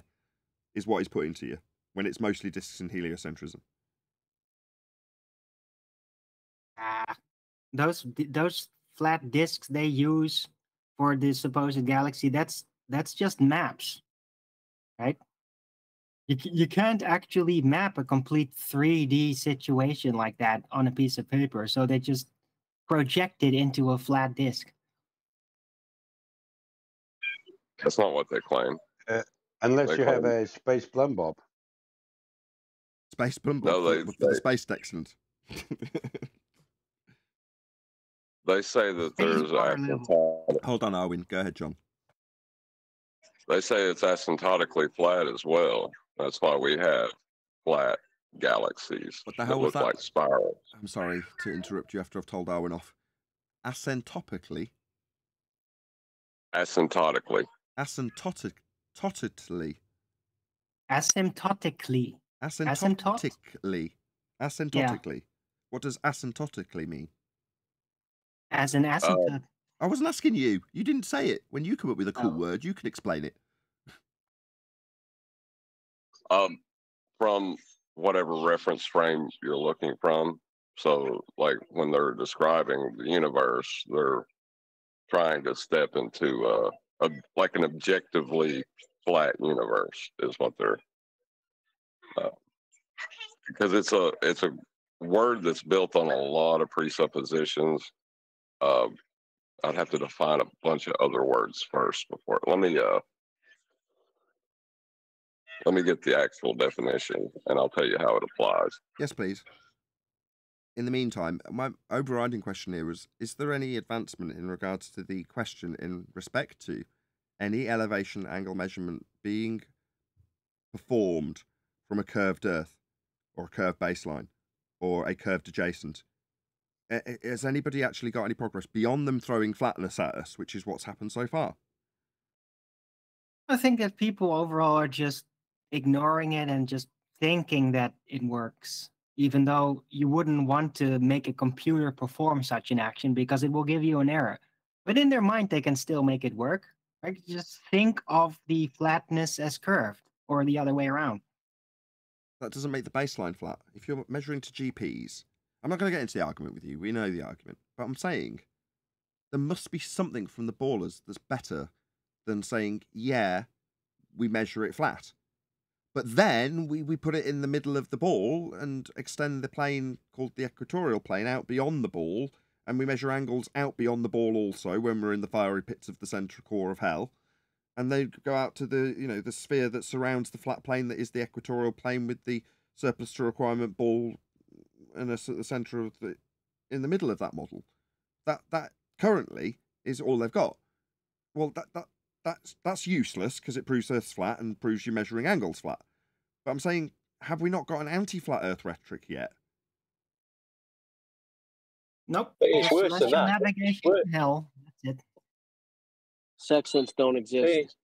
Arwin's saying, let me just stress Arwin. He's got his words out. I just don't want him to think they weren't heard. You're saying angles from hell is their rhetoric. I know. That's what I'm pointing out. But that's the mainstream rhetoric. Angles from hell, which is what they're now going to shout out to you, Danny Faulkner. Yes, a Christian has given us this terminology in respect to the equatorial plane and angles from hell, Arwin. But that's the mainstream rhetoric. Where's the anti-flat Earth rhetoric? Normally we've got a glurf rhetoric to go alongside that makes no sense, like refraction. Right. Well, I meant celestial navigation as a whole. I mean, on a globe, celestial navigation only works in hell. And they try to hide that by just not talking about it. as they literally draw it like that when they try to demonstrate how celestial navigation works. That's all. How are you getting on with that definition, John? I was about to say, it's raised.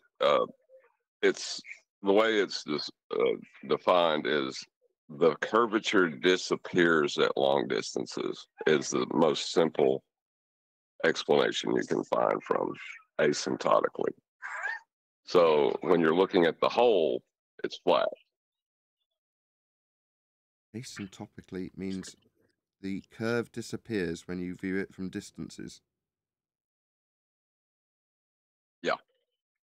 I'm telling you, it's crazy, but that's what, because they're talking about the difference between two different ideas of space-time. And so they say the curvature exists in this one model, but if you zoom out enough, it matches this other model. And they get the word asymptotically flat from that.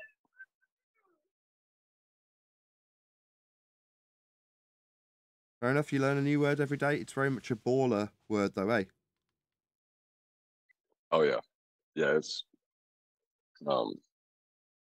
deep in the religion.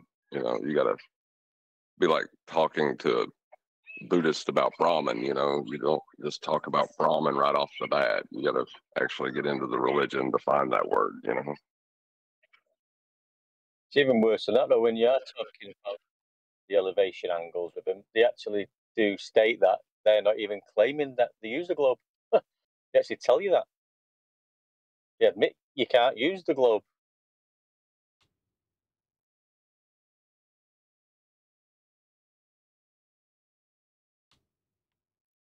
I guess that is why it's the end of the argument. If it was ever an argument to be had, that would be why it's the end.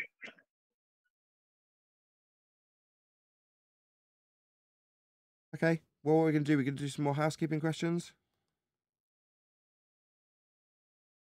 As we've got no 10th man and therefore no video to respond to. We kind of killed the argument, Nathan. There's nothing left to respond to anymore. They're in agreement that Earth has to be flat to measure angles from it. But that's why I kind of wanted to highlight it, because it is a weird position to sort of end on, in the respect to say, no, the argument's dead since elevation angle arguments, because the response isn't just something that debunks the globe entirely. So refraction, okay, so you haven't got a geometric horizon. So that's the end of your globe geometry. But in this respect, they're saying, no, we've got to measure it flat. They're agreeing with this to such a degree that it's quite weird. Well, isn't that the idea that Neil brings up, that, oh, that's sixth grade science, or, you know, oh, the model you're talking about is archaic, you know, and we built this more complicated model, or we've gone past empiricism, you know? Wouldn't it relate back to delusion because of that? Yes. Finally got it. They just haven't developed it yet, Nathan. They're working on the space sextant, which doesn't require a horizon. Yeah, the Carta Marina is the problem here, because the Carta Marina, which is the charts of the sea, basically, that's what it means. It maps out the oceans, and that is what is still used today for navigation. I mean, in terms of the seas, that is, because it gives you distances to reference points, not only on the ground, but in the sky. And this is how we navigate it. And it has been pointed out that it doesn't match the globe model.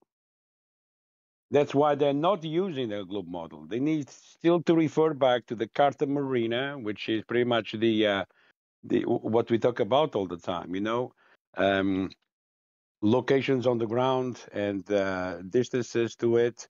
All of that requires a flat plane. Can't get around and that, that's right? the big discrepancy. You can't go around that.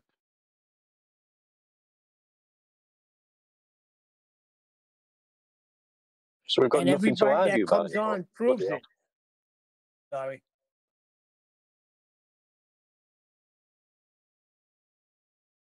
Go on then.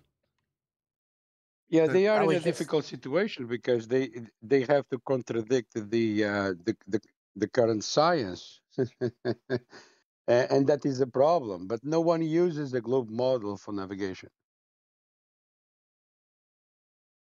Yeah, I don't see any globes on naval ships. It seems like The globe everybody is that flat. comes on. It was measured like that. And the Greeks knew that. Yeah. If I may just add this point, and that is, I think our target is to obviously end the conversation, debunk and destroy this heliocentric model. It destroys itself anyway. And there was another point I wanted to raise, and that is beware of the tactics that they use in that they try to dissuade you from being a flat earther, in that, you know, you're the science denier and things like that that they use to try and keep us on that globe that doesn't exist. So ending the conversation, like, you know, destroying their model is our target, I thought. So it should be that you end it on that.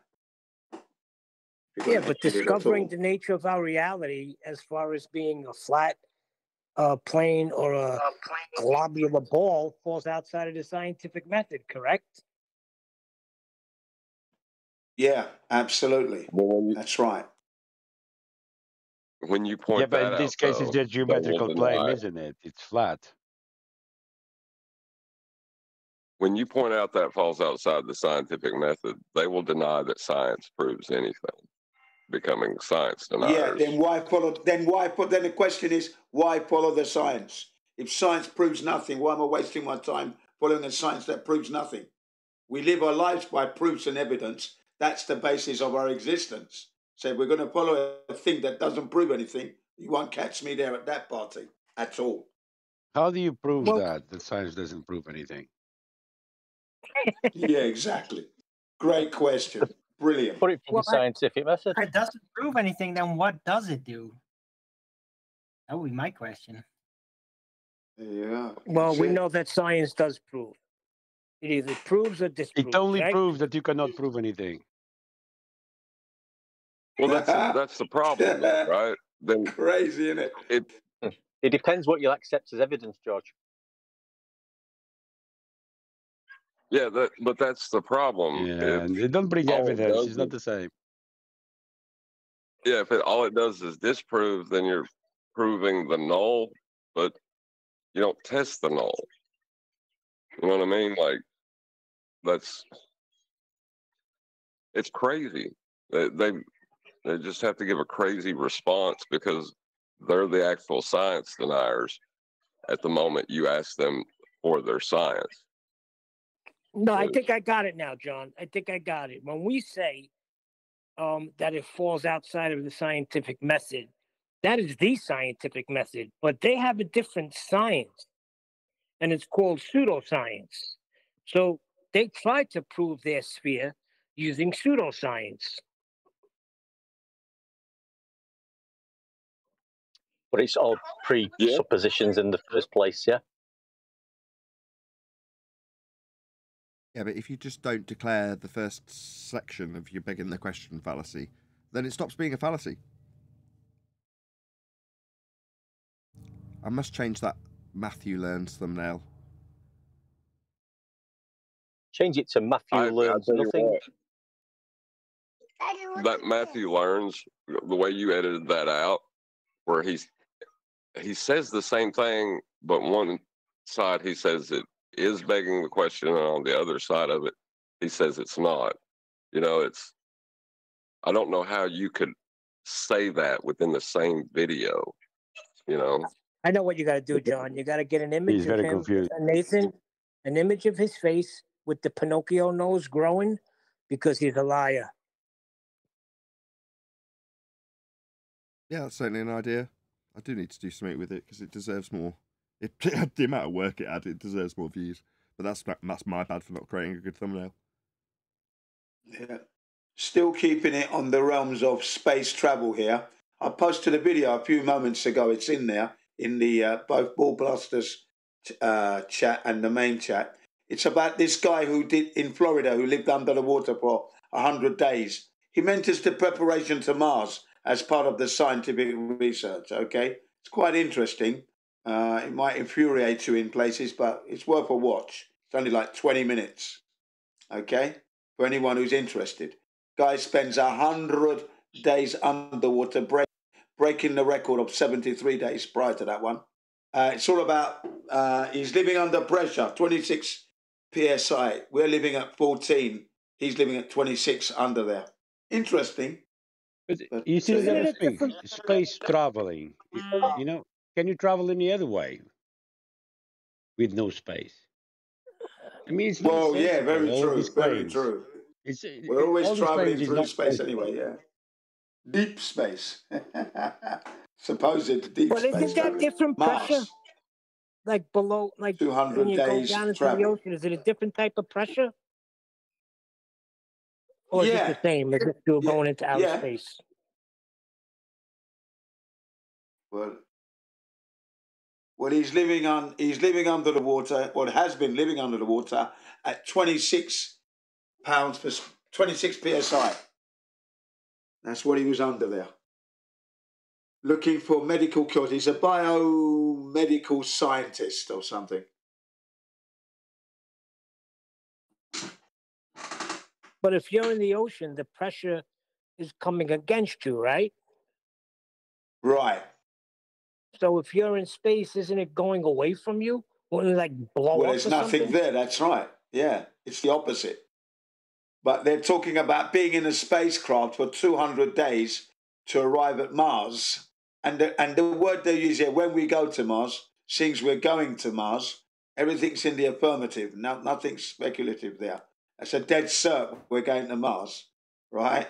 And they were talking about what it would be like in the spaceship. This is part of the test preparation. Well, Jin, why would it be speculative? There's a rover on Mars right now. I seen it on the television the other day. They sent back images from a rover on Mars. But that's supposedly a robot. That's not It a wasn't a person. rover. It was a forge. Are they gonna, according to the idea of it, ingenuity? send Was people? it ingenuity? Yeah. Are they going to be awake for 200 days, or are they put them into a cryo chamber, which would make it very easy to fool around with it? Where is this all taking place again? This is all taking place in a place, Florida, 22 feet underwater. That's all it is. In 100 square where foot. are they going? That's a great answer, Jin. In a Hollywood basement. Oh, I got you. Yeah.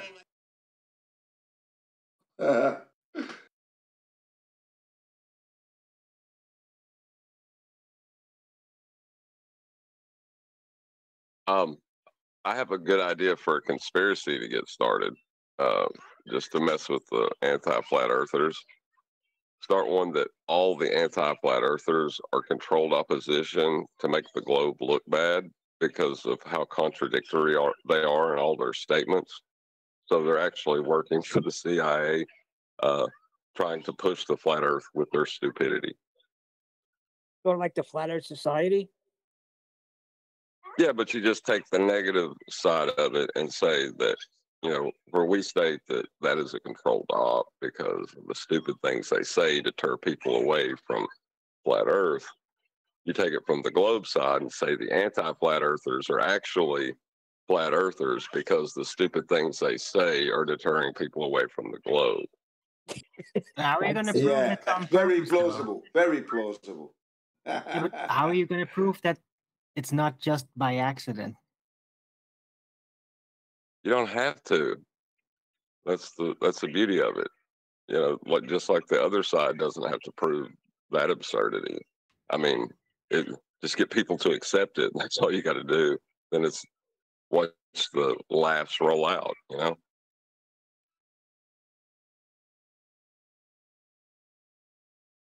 I don't know. I think it would probably spread more around flat earthers than it would do anything to anti-flat earthers. That's what they already think about us. Yeah, but Have you watched the video that Nathan stitched together of Matthew Learns yet? Oh yeah, yeah. I mean, but that guy's just crazy. Right. They all have that, though. They all have, I'd say every single anti-flat earther, you could put a compilation together of them contradicting themselves over and over again. Right. Well, they do seem to have upped the level of doublespeak, like in the last half year. That does seem to have happened, because now they'll literally lay down. Multiple people have laid down how their conception is completely impossible, and then they don't oppose it with a counter argument. That's a new thing they do now. Really came forth with Keegan. Curved is the new straight line. Bent is the new level. I mean, this is what's going on. It's obvious, isn't it? Look at my horizon. I mean, my horizontal. Look how curved it is. Bendizontal. You know what I mean? How level it is. Mm. Yeah, it's curving level. Yeah, that's right. It's nonsensical. Crazy. It's been in our face all along, man. You can't curve level, though, because you wouldn't be able to get angle. Like eye level is what you pull angles from before you apply it in the celestial sphere. So you can't bend level or you destroy the model. Absolutely. Absolutely. That's why it doesn't fit the Carta Marina. Because mariners, they know that longitude lines are lines that come from the GP of Polaris going outwards. And those lines, they need to be straight. They need to be horizontal lines, like north-south, east-west, the Cartesian system that we use. It requires the Earth to be flat and stationary in order for these things to work.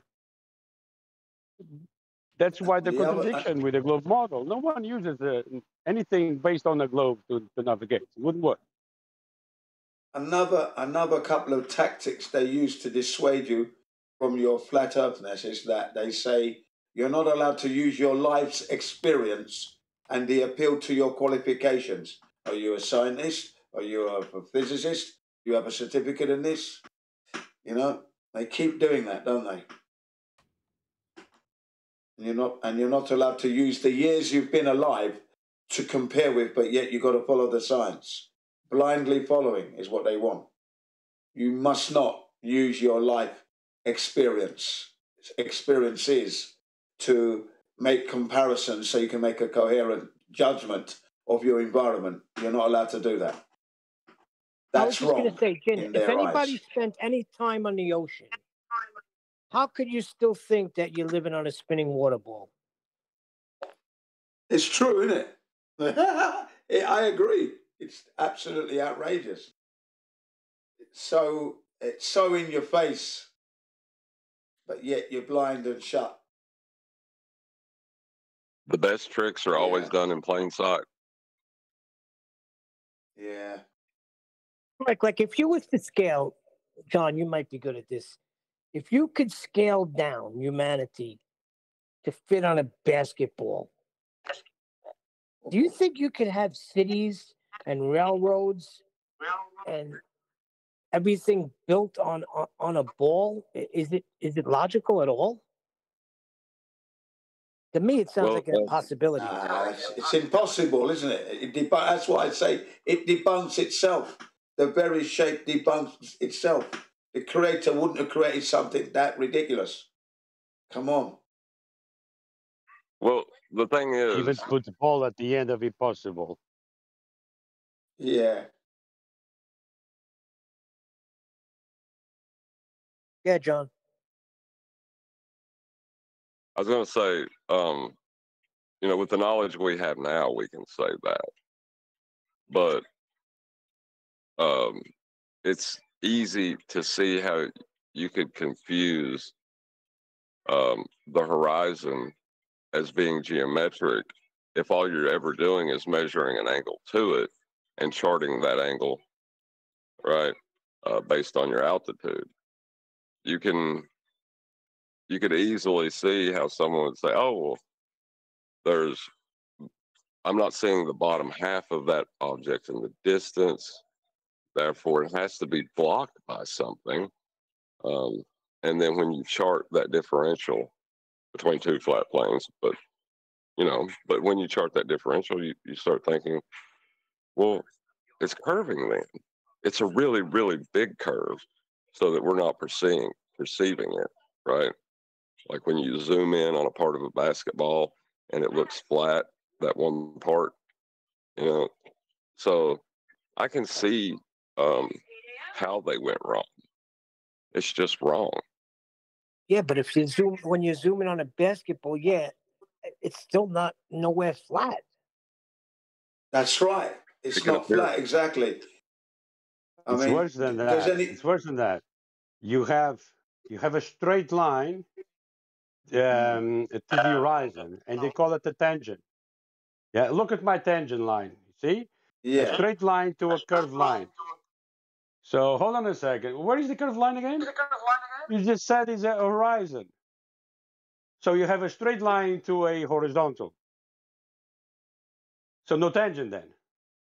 But they still keep on these tangents, You need the curved line to meet a straight line to have a tangent. I remember my childhood days where I used to play with angular resolution. I didn't know that's what I was doing. Didn't know those words because I'm going back to when I was about like 5 and 6 at my mother's kitchen counter and table, and you get the crumbs of bread and biscuit crumbs there. And when you're looking at it and you can see it when you're standing up, but as you drop down to the edge of that counter, things start disappearing from the distance of the other end of the counter. Now, I used to do that a lot as a kid. I remember myself doing that. That's why I bring that up a lot. Angular resolution. You see, now that's what they're talking about. That would be a curve. So the crumbs disappearing at the other end of the counter, that would be the curve, would it? When we know when it's clearly angular, you say. Yeah. It's just an angle, isn't it? Exactly. It's not the curve as such. And they know that. They actually know that. Say that again? You're going to require a flat plane for your angular resolution. Yeah, exactly. And they know that. That's why they say the ship is being blocked by the ocean. That's the curvature. But it's angular resolution. We know that, and they know that. But again, it's trickery. Have you ever seen an angle measurement below zero? No, I've never. You guys, never. You guys are just focusing on the high energy short distance problems that we experience. And with that, I'm going to say, if you are watching this on either Nathan Oakley 1980 or Nathan Oakley Premiering streams, then stay tuned, as there will be an after show to follow. Unfortunately, if you are watching this live, this is where we bid you farewell. So another massive thank you to all of you. Smashed the super chat, liked, commented, shared, subscribed, joined as a member, and all that good stuff. Once again, stay tuned if you're watching on an after show. I've been Nathan Oakley, and I will see you all in the next video.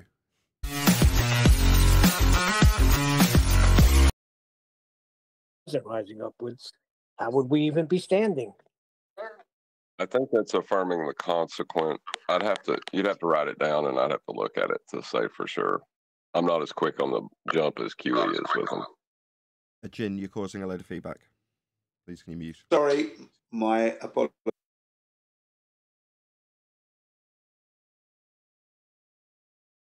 I did view that video, Jin. That was a great video. The Rich Man's Trick. Excellent video. Yeah, cheers for that. Yeah, I watched it a number of years ago, but I'm glad you enjoyed it. I've got more of those if you want, anyway. Jen, someone you recommended showed up here a couple of days ago. Who? I can't remember. Yeah, the thanks a lot. name, I think he's with us now. His name's Kiwi, Johnny Kiwi. I think he's with us right now. Big shout out to Kiwi if he's here in the house. Oh yeah, the guy. That was the guy that said he was going to go on mute, but he kept talking. Yeah, well, he's got a lot to say as well, hasn't he? As a flat earther. So, you know, He had high praises for we've got a you. lot to share. I think, yeah, we're just kind of talking past each other a bit. Well, I usually engage when I don't want to engage. That's how, but I make it clear that I don't want to engage as I engage. It was not that guy's fault, though. Come on.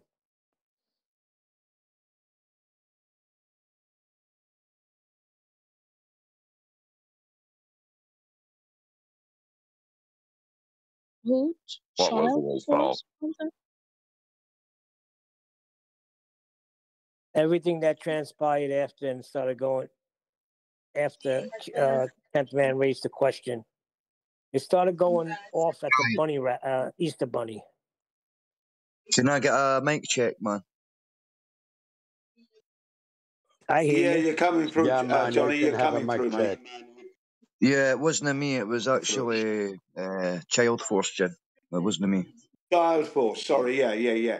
Child Force. Well, he's quite an intelligent individual, so he's now beginning to question his environment. Okay, he's asking all the right questions, and I put the integrity of his position, so he knows that he's got to have integrity, honesty, and honor in order to sort this out. Otherwise, what's the point? Yeah. Basically, I'm still waiting for the mic check, though. I can hear you clearly. Yeah, man. Could hear you, And John. Johnny. Yeah. He said, "Can I do a mic check?" Okay, go ahead then. Yeah, check it out. How long is it going to take? You like a cup of tea? I think he was saying, though, that he's been a baller for 42 years. So it's going to take a lot Gentlemen, to you've been convince him. promoted. I Nice. think that's what I was hearing. Well, yeah, that would be right. Yeah. Maybe, can you activate push to talk? You talking to me, Albino? Yeah. Yeah. We're picking up everything. Your mic's picking up automatically, but there's an option to select push to talk. Oh, So that my you TV. I'll can't. mute it. Yeah. Yeah, I'll turn it down. That better? Thank you. Yeah. Is it push to talk or pull to talk? Push to talk, I think. Push, pull, whatever. Free float. No, it can't be free float because there's a pull.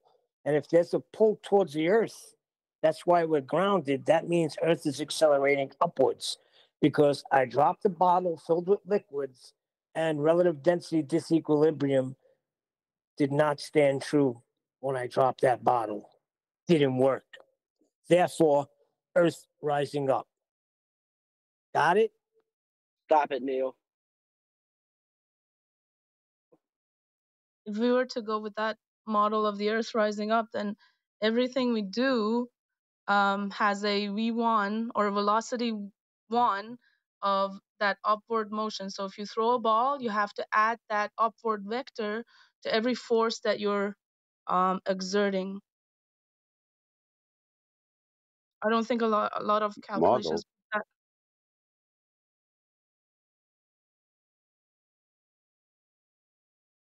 Well, not a scientific model, though.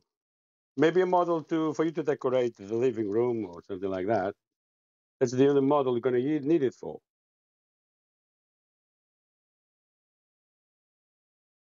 And then the question is,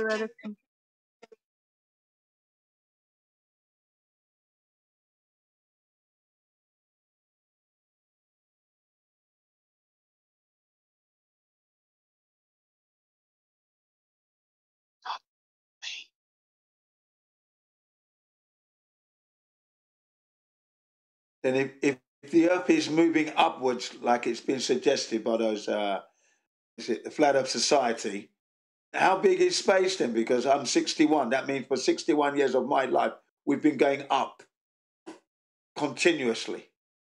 Yeah. It's mad, isn't it? Mad. It's madness. It doesn't It's madness. It's called growth. It's not called that growth. extreme. 61. You're an old fart. Doesn't NASA and all Yes, these I'm a scientists youngish claim that old we fart. are falling? Jin, Somebody was doesn't over NASA... talking you. Sorry, man. Can I just get this bit in? Doesn't NASA and the scientists claim that we're always falling down the way?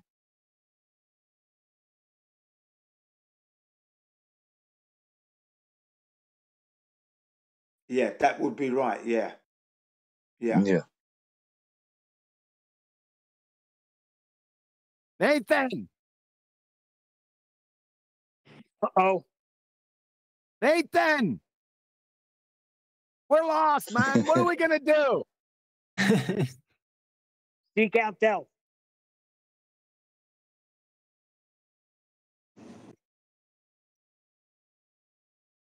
The navigator's not available right now. Navigator's not available. Number.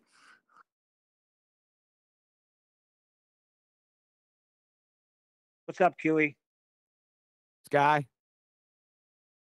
No. That's not up. It appears up because we're accelerating up towards it. No, you are.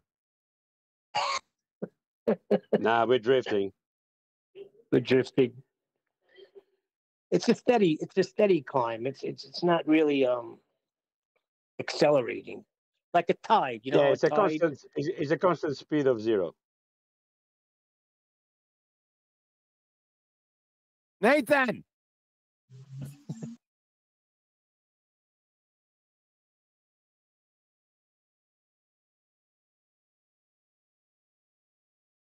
We got absentee landlord. Nathan! Hey Q, I just wanted to say, man, I appreciated that that conversation you was having on the FED Discord with that one person you was talking about science and stuff. I appreciated it. Kind of gave me a reification. Oh, yes. Yeah. That was gold. Yeah, that was cool. That was cool. Man. Yeah, That was, it kind of spiraled during the end, but I had to leave, so I didn't really want to. Yeah, maybe I shouldn't have commented. It just felt like Nah, you should have. know, No, you do. I'm glad you did. I wasn't really bad. Holy shit. Oh, John, did you get me unbanned on 24/7? Yeah. Have you tried it? No, not yet, but thanks. Yeah. Sure. He said, Indio said that it might take a couple days. Just keep on trying and it should work. That's what he told me. All right. Excellent. Thanks. Yeah. I wanted to talk to Nathan about that feeble storm he went live with yesterday. We talked about it earlier. You did? It was that feeble? Yeah, it was just a bucket of water storm, like a summer storm. Like a spring shower here in Missouri. But anyway, when he went live and the storm was over, I said, let me check the radar over there in the UK. So I pulled up the radar and it just had a still photo, and then I put it into motion. That's when I seen all the clouds and the thunderstorms were going from the southeast to northwest. And then I asked everyone, did the Earth suddenly change its rotational vector? Follow? No, it's always going in a straight line. Storms always move in a straight line, don't you know? That's not what I'm saying. Oh, yeah, you're implying that the direction that tornadoes and all that are. What happened to the east to west movement on that day? Because of Earth's spin. Yeah. Not really. Maybe going from west to east? Yes. No? Okay. Well, maybe the pressure was just so high that it overcame the Coriolis deviation. Just pressed so hard westward, you know?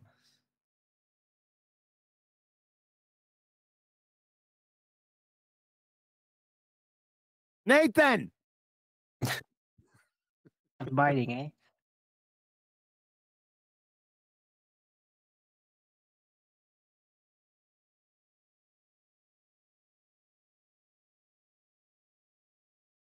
And with that. He did mention that he's colorblind and he was working on some electrical connections. So don't panic, but he That's may funny. have That's just a funny. shocking experience.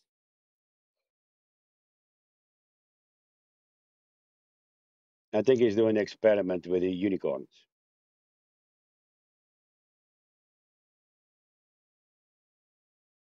Right. Yeah, time does flow differently in Narnia, so that might be the reason. He just thinks he's just getting a coffee for like 1 minute, but then when he's back, it turns out to have been 10. And when that happens, he will Back to the Future.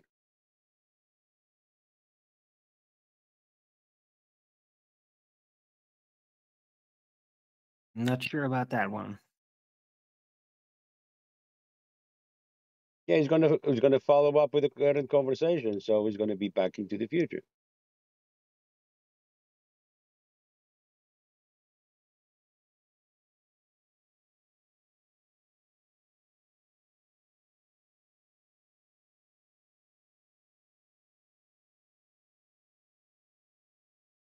Okay.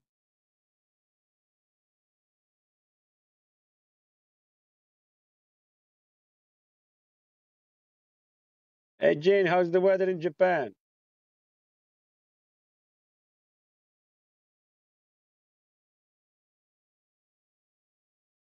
Is climate changing there as well? Probably wet over there at this time of the year, isn't it? It's been raining. It's been raining for 36 hours straight through, and it's only just stopped momentarily now. That's a problem, you know. Weather. Typical. The weather needs to be, it needs to be a constant, you know. Cannot have this climate changing all the time. Yeah. So it's not unusual. I'll say that much. It's the normal.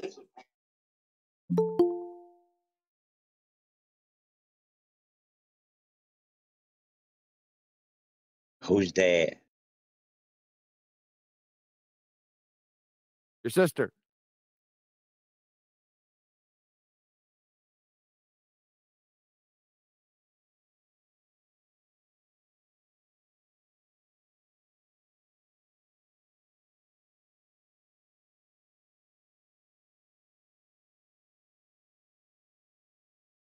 Hey, QA, I posted a lovely video for you, Master B. Starts out great.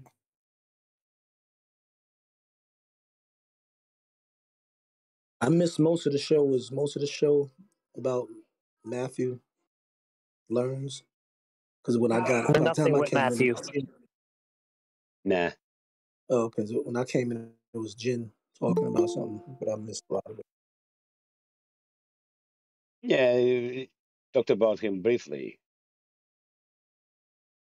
No. What show are we talking about? The one we just finished? We talked mostly about the Earth being moving upwards. Yeah, Dell's it was claims. mostly Nathan taking a piss out of Dell. That's what the show was mostly. So we were defending false dichotomies. Something like that.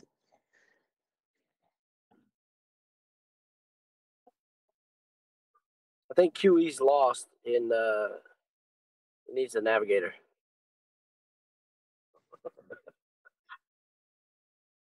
Navigator not available. If this is an emergency, press 1. No, well, QE's not doing it right. He's got to yell, Nathan!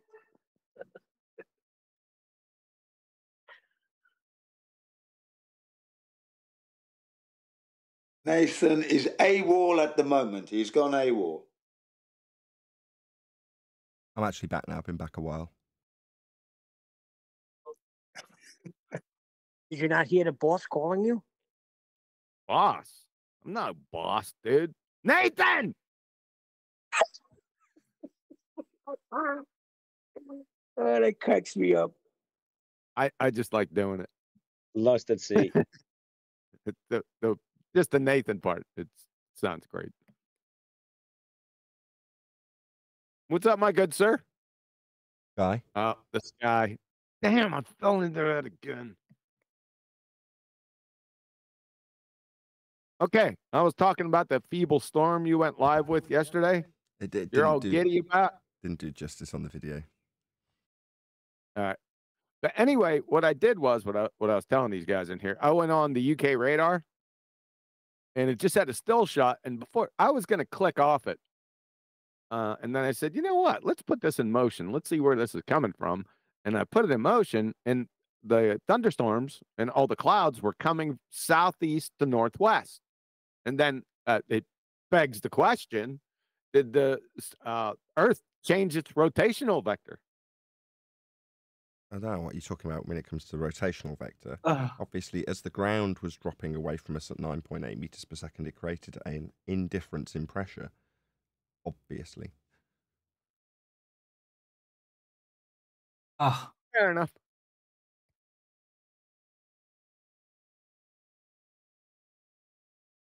Hey guys, did any of you check that video I posted in Master V?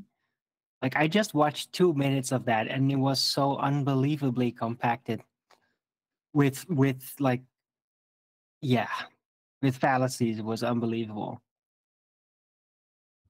It's like they're upping the game again. You should check it out.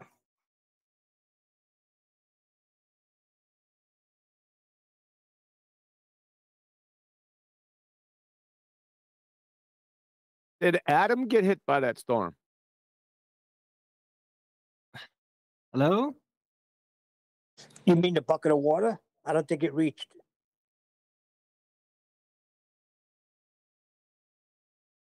Adam! He even in here? Yeah, he is in here.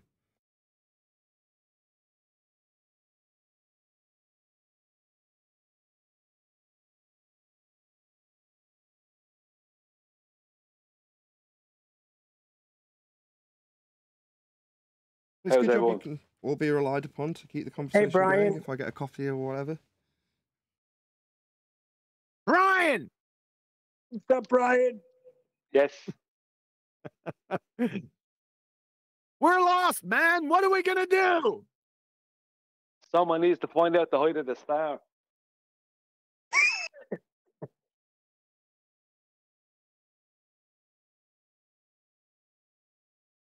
Where's my tape measure?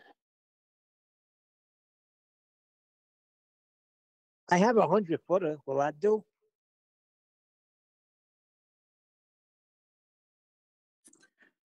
I don't know if anybody saw what I had put up on the thing. I don't know if it's something called an astrolabe or. But anyway, it was a scene from some show, and there was this Muslim lady, and she was showing this Viking dude this ancient instrument, and it was something that it was used for celestial navigation. And she said some keywords, angles, and stuff like that. So I thought it was pretty cool. I posted up on there. Y'all probably recognize it. It looked like one of the instruments that I think y'all were talking about the other day. That maybe 10th Man of Brian and Adam was talking about the other day. The many different instruments that were used before the sextant or as the sextant that may have predated today's contemporaneous sextant. But it's called an astrolabe, ASTROLADE, or astroblade or something like that. I don't know. Astrolabe. What's it called? Astrolabe, yeah. But once again, the girl said $10,000 word.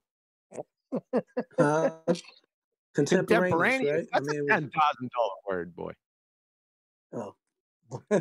Yeah. Nah, but she was Astrolabe is translated to the lips of the Astros, the reading of the Astros.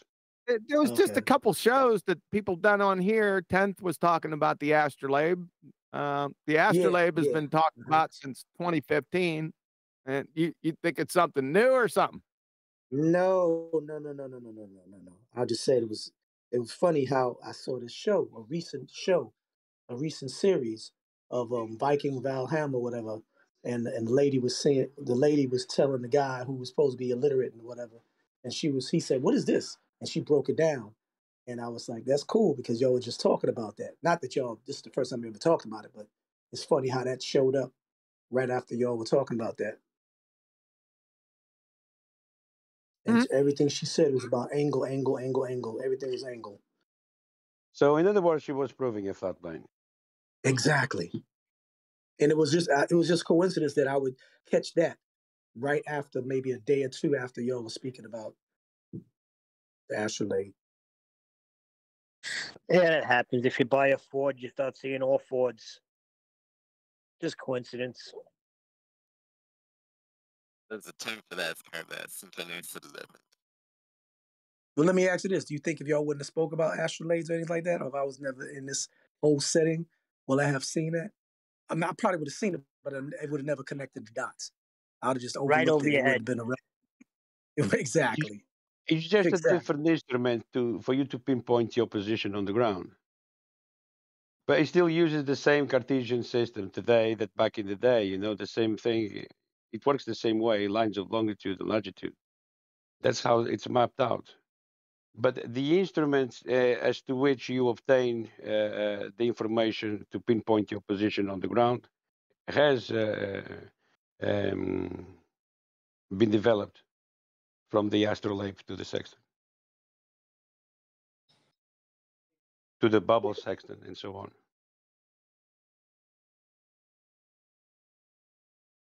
So no matter what, you're utilizing a horizontal. Exactly, which and that instrument could only be used on a flat plane. So that was a movie of the 11th, 12th, 13th century, even further back, pretty much implying that it was a flat plane. There was no spherical Earth.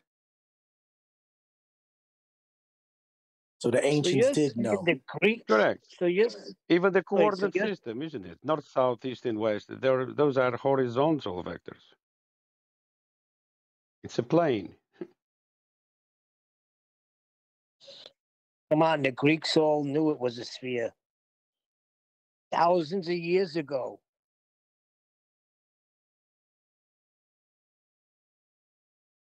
Yeah, that contradicts all of our knowledge about it. That's how it manifests. That's how we interpret it. That's how it's measured.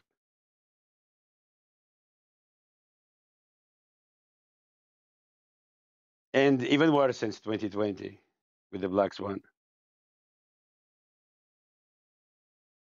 Yeah, the black swan pretty much ended everything, huh? That might be the show tomorrow. Nice.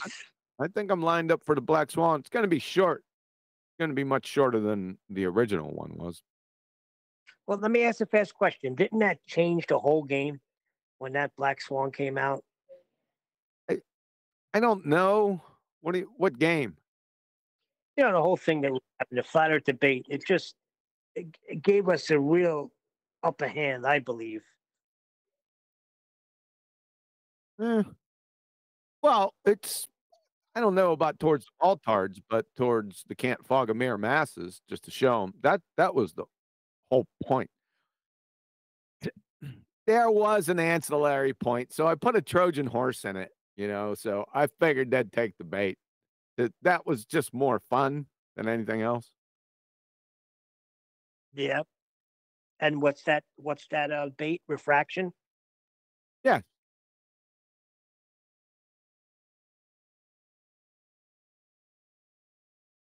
Well, they took the bait for sure. They're still taking the bait. Well, what they're doing is they're taking the bait and then denying they have a hook in their mouth. That's a good one.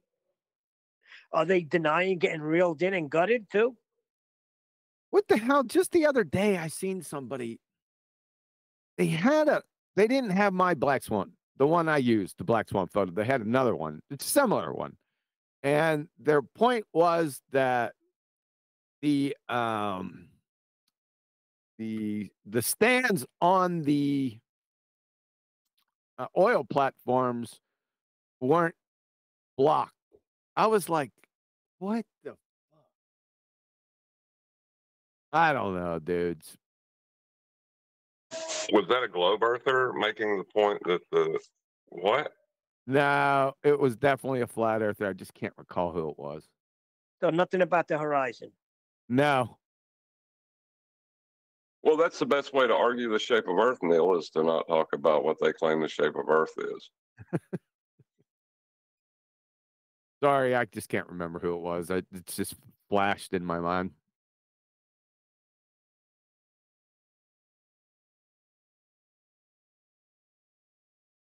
Like if I wanted to prove to you something, say that Earth was the shape of a square, the best thing I could do is talk about everything but that.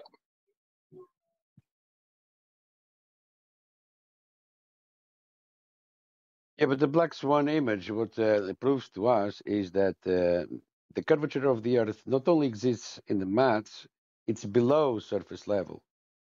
Because at surface level is not observable. I'm sorry, say that again. I was temporarily detained. Go ahead. Say that one more time. According with the maths, the curvature of the Earth exists only below surface level. And black swan shows that there is no curvature at surface level. There is no curvature. Mass predict that the curvature is below surface level. What math is that? The Earth curve calculator. It's got a straight horizontal parallel line to eye level called ground level in the mathematics. I'm still not getting it. Where's the maths? The Earth curve or the geometry of it. But the line they draw goes through the surface level to the horizon. Goes through the surface level or touches the surface level? It goes, that's where their tangent point is that So they're pointing. all right, they got a tangent. And then what happens? Their tangent point, they're claiming, is below surface level. Their tangent point is below surface? Then is the horizon below surface level? No, that's surface level meets the sky is how you would define it. So no. Yeah. So I don't know. I'm lost. Well, I mean, it's not my math. It's not my geometry. It's not my claim. I'm just saying that within their own geometric claim, they have ground level running parallel to eye level as two flat planes, and they draw a line through surface level to a point below the surface. They call a tangent point. I'm still It's not below getting the it. surface of the globe, but it's still parallel to the observer's plane of view.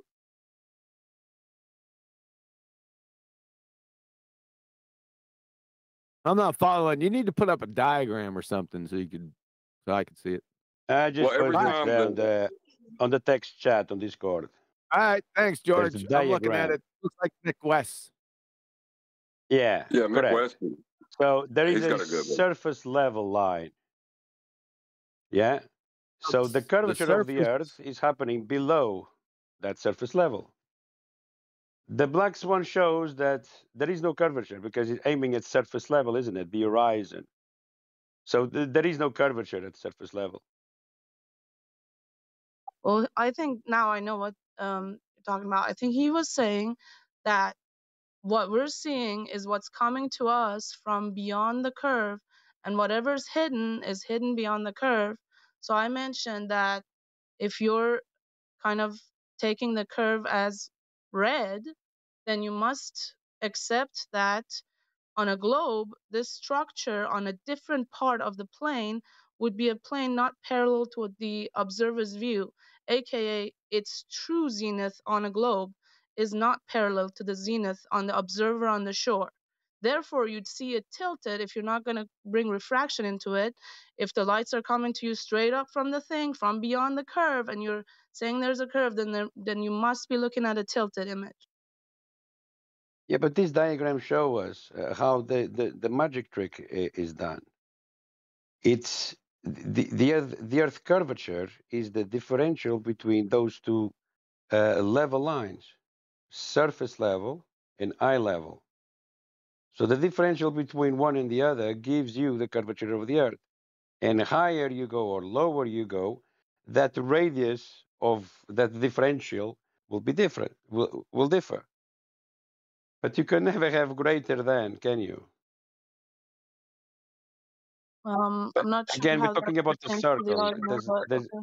There is no sphere in here in this math. It's it's just a differential between one level and another level, and you have a radius for a circle. No I, way it I turns into a sphere. I didn't eat So breakfast those yet. planes Maybe I would be need to eat parallel. breakfast, but holy shit. Maybe I need to eat breakfast, but from what this diagram's showing me, I'm not seeing any maths. Number two, it had nothing to do with the point that people were trying to make. So the line is going from the viewer through or to the surface at the horizon.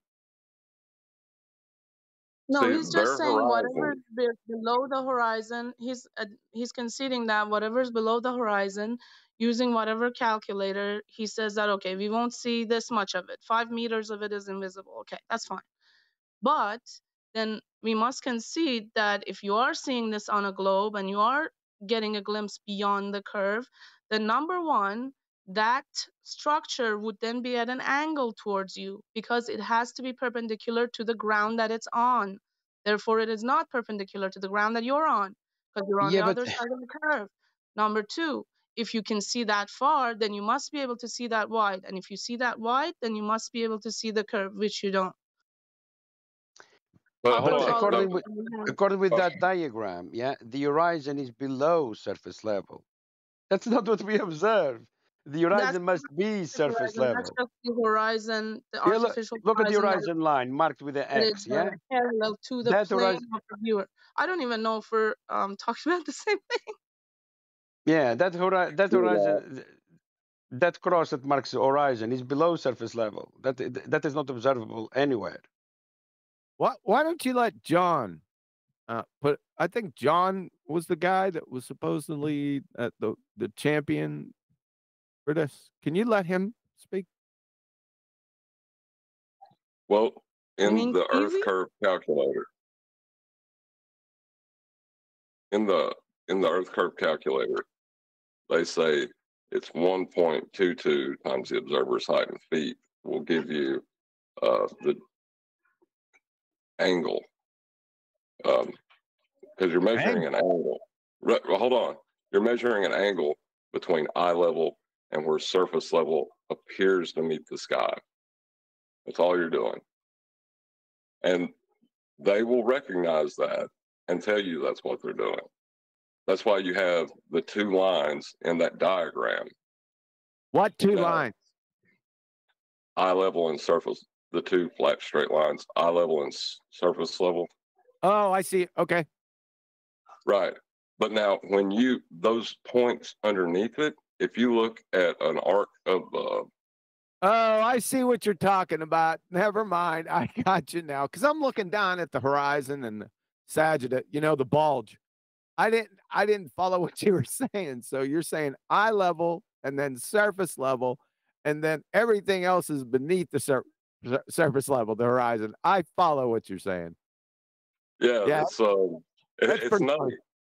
Yeah, it's nutty when you look at it. It's like, who actually believes that, You know what? I never That's looked at that's that. what I asked him if he was looking at it through a suspended disbelief, because when a glober comes to it through no fault of their own, their programming is so strong that you'll do all kinds of mental gymnastics to explain something that could be easily explained on a flat plane. But I give them the benefit of the doubt because that's what science is, right? Don't take anything for granted. Don't leave any stone No, unturned. that's not what But science at the is. end of No, that, this isn't science anyway. No. This isn't science, and no, that's not what they do in science. No. So back to the no, John, I've never looked at this before. Right? I'm always looking at the horizon, like I was saying, the Sagitta, the hidden stuff. I never looked up and saw the surface level and the eye level. That's pretty funny. It is, but it's the schematics or diagrams that they'll show you are dependent upon that, so they can't leave it out. It'll always be there. Okay, which one's the eye of the camera? Is it the black dot or the red dot? And The red dots are Yeah. draggable. They have the horizon marked with an X below surface level. That's a big problem. Yeah, Hey, you're Kiwi. right. That's pretty funny. Hey, Kiwi, can you explain to Those Bound are Black? light rays, actually. Those are the tracing the light traveling from the object to the eye of the observer. Yes, bro.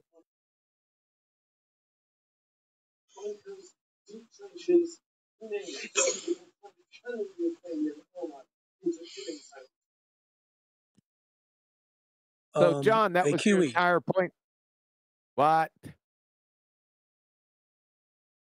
I don't What? know. I didn't. I mean, hey, on behalf of Albino Black Sheep, I think you kind of caught her off guard when you said, when you corrected her about it's not science and that's not what they're doing, because this is not science what we're doing. This is, this is measurement, geometry, and everything. Could you explain to her? Because she's saying, no, don't leave a stone unturned. This is science. That's why she gives them the benefit of the doubt for why they're doing what they're doing. Could you clarify that so there's nobody I don't know how to. misunderstanding? I don't know how else to clarify it. It's geometry is geometry. This is. If you want to call this that we're looking at geometry, well then you can have at it. They're attempting geometry. How about that? But Right. geometry But they're is not doing science. Heroes, I wasn't mistaken about that. What he was discussing was pertaining solely to the field of optics, because we had, in our own conversation, we had said, okay, let's leave refraction out of it and let's just presume it's a globe so that we can destroy it.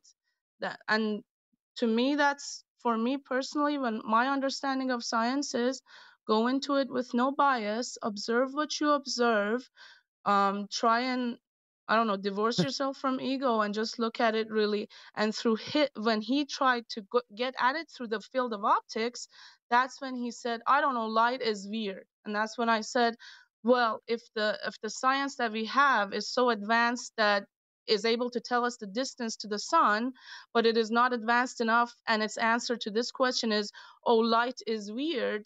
And that's why when I realized, wow, you can't really go into these conversations expecting anybody to be satisfied with a scientific answer. They will I can't always unpack seek all to that. justify their Somebody own else. ego. Could somebody else unpack that? Because I haven't ate breakfast yet, and that's a colossal, convoluted bunch of nonsense. I'll give it a shot because I think I know what she's talking Okay. about. That is a claim with science and distance, yeah? Can I simplify it so that nothing gets lost in translation? Also, English isn't my first, so please bear with me. But all I'm saying is we weren't even looking at it from any geometrical point of view. We had left geometry, said, okay, let's take these parameters of geometry out of it and just look at what the light is doing. And that's when everything fell short, because according to him, light is weird. I don't know. And that was his justification when in his mind, he could sleep at night saying, okay, I've solved that in favor of the globe for myself. I don't know. Does that make sense, Kiwi? Lost. But that's okay. I Not a- think the It's science not wasn't science. geometry. The science in question wasn't geometry.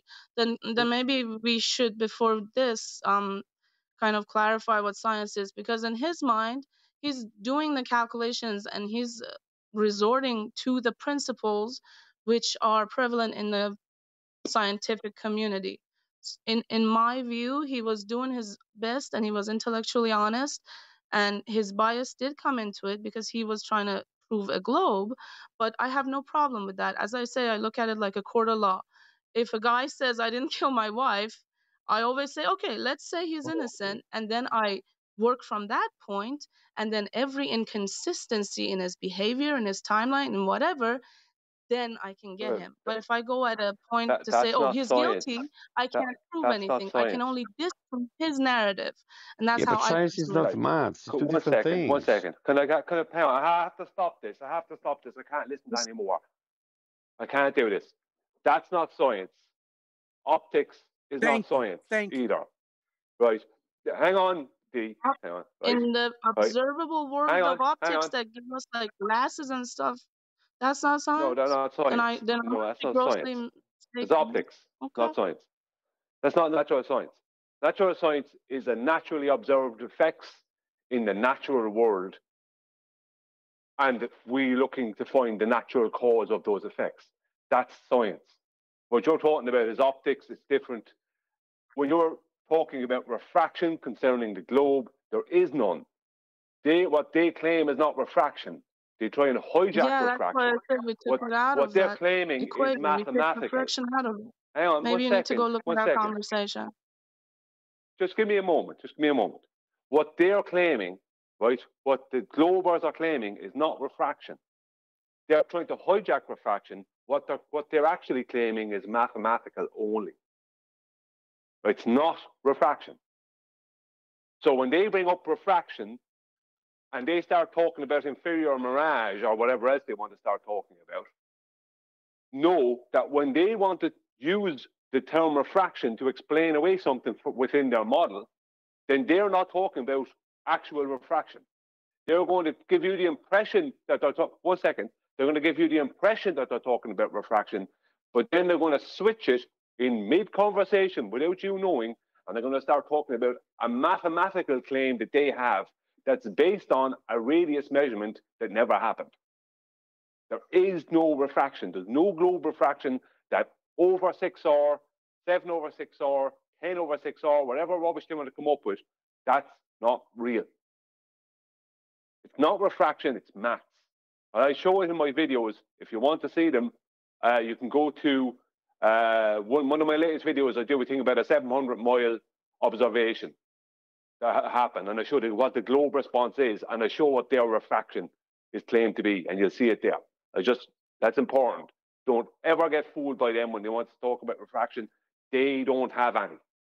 I'm finished. Absolutely. And that's why I said, if you look at my conversation with him, both of us agreed to take refraction completely out of it. And then just look at other parameters and see if we can come to a conclusion about them. I'm just looking at it really, just trying to, what observation? What was observed? What's the observation you're talking about? When you say you're talking about with somebody and you both agreed to take refraction out of it, I don't know what that's about. What is it you're referring to? What are you both looking at that you're both arguing about?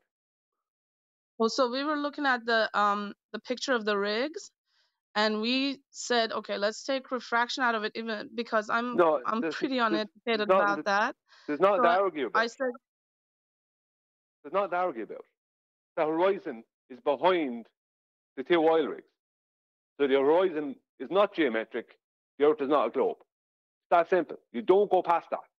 If they want to talk about refraction, then they're also claiming that the horizon is not geometric, which means it's not geometric.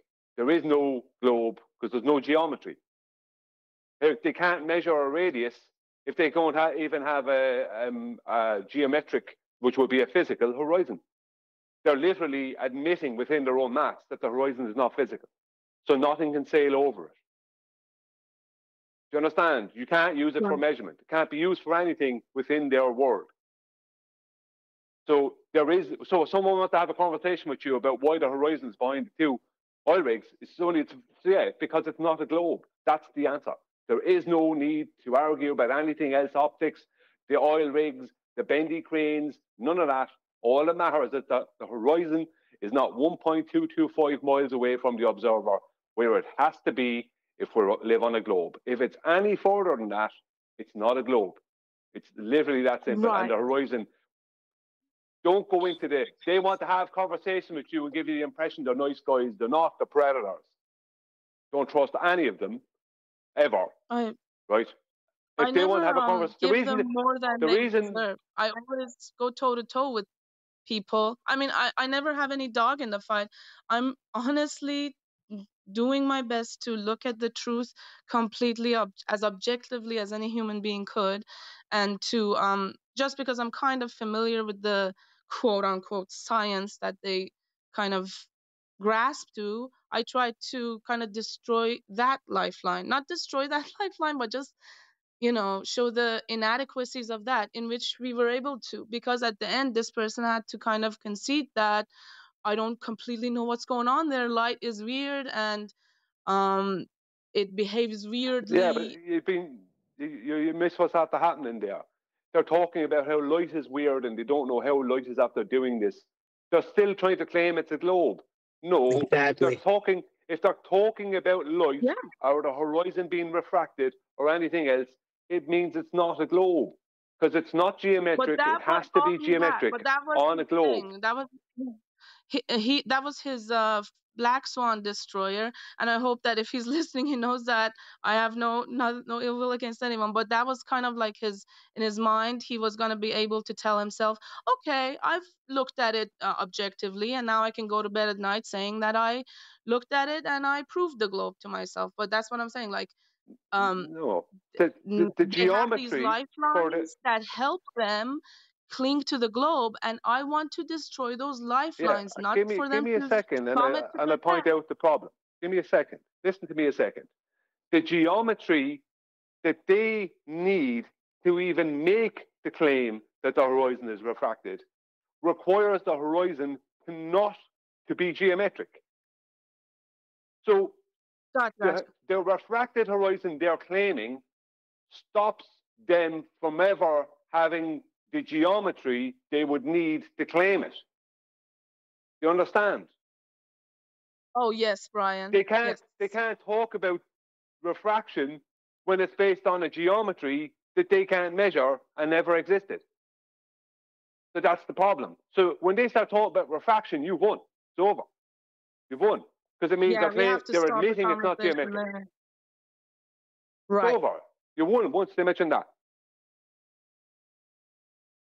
I guess I kind of get not sucked into, but like I feel like if someone brings up something that they believe is valid and then it gets ignored, in their mind they get to say, "Oh, I won." I had so many. Well, I've been in this 8 years. I don't want to say that I'm well versed, but I've had discussions with people where they kind of, when they were brought up a point that was valid and it went unanswered, they feel like, oh, I got this flurf, I wrecked him, and I'm saying, like, you didn't wreck me, bro. I just realized that we're never going to come to an understand. So, we should always address, not saying we should, but I personally always try to address those points so that they don't feel like, oh, these flirts don't even want to hear us out, blah, blah, blah. They're intransigent or whatever. Nothing to hear with the Black Swan. It's game, set, match. Just the way Brian explained it. Once they say refraction, it's over. They're done. Well, I have an easy way to explain it if you don't mind. 1 second. Just who's this? What do you want to explain? The refraction. What refraction? Anyway, well, just what we're talking about.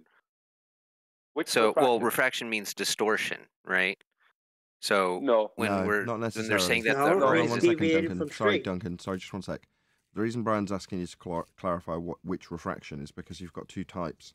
Globe refraction, 7/6 or whatever derivative of an R value, and only exists in maths in orthographic view. Refraction is something else. So it's just asking which one. Well, I guess I mean the.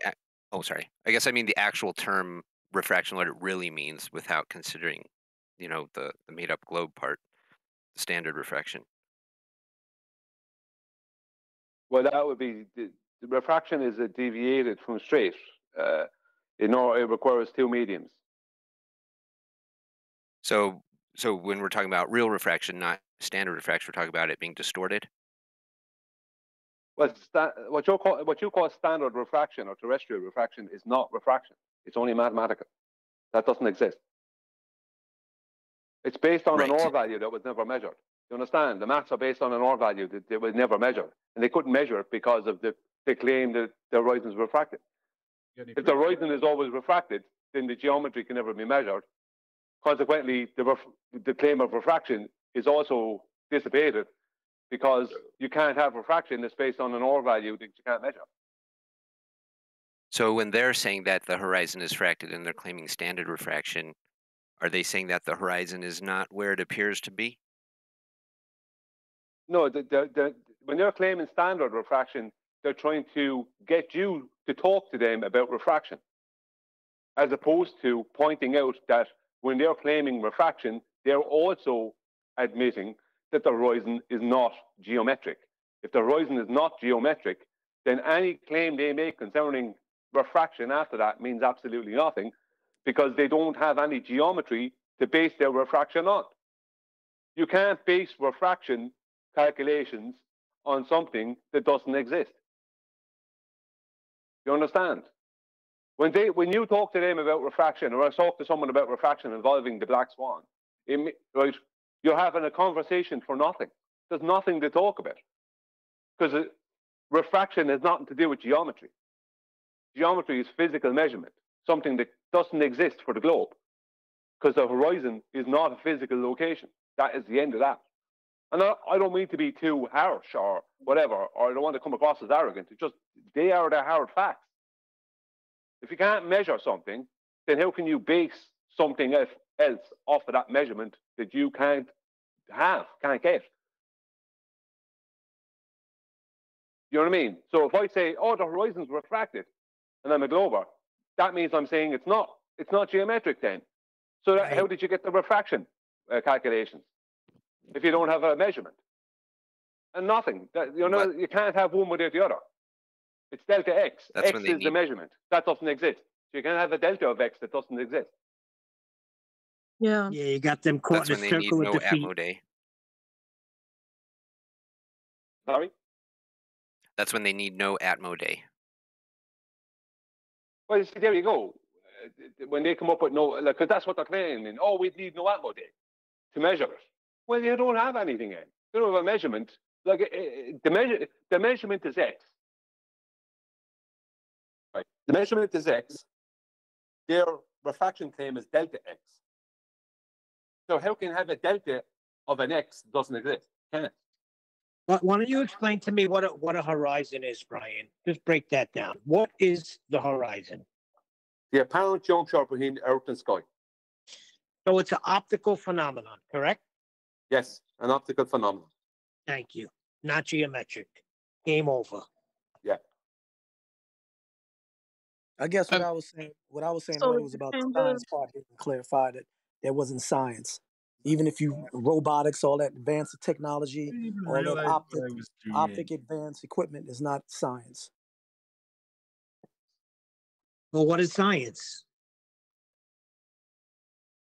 The establishment of cause and effect reasoning based on systematic experimentation after observing phenomena.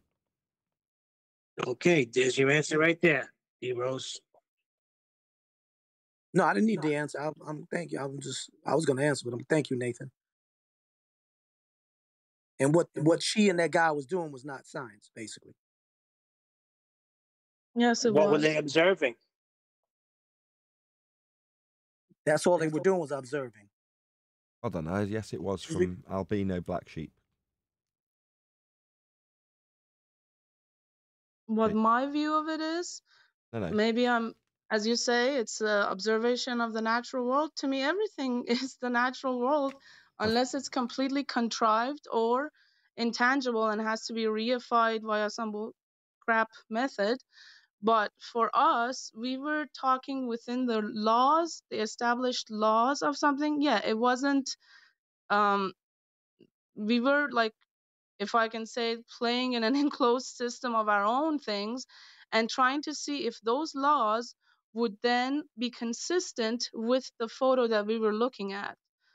But that's definitely Many not. might disagree with it. Many might say it's an exercise in futility. But for us, the fact that we were trying not to bring any bias into it and we're abiding by laws, whether they were contrived or they were bullshit crap or whatever they were, we were abiding by those. To me, that's kind of like we were trying to be intellectually honest. We were trying to just really get at the truth based on what we had been taught. And because I had been on his side previously, I was trying to get at it from his side. And at the end of it, I got him to admit that he really did not know what was happening with the light and how those rays were reaching his eyes. And to be honest, talking businesses. You're not going to go there to Okay, everyone conduct stop. business. Everyone You're gonna stop. go there to Okay. buy a fucking, Thank you. that's it. Thank you. Now you're done. Hello. Yeah, but you asserted that it was science.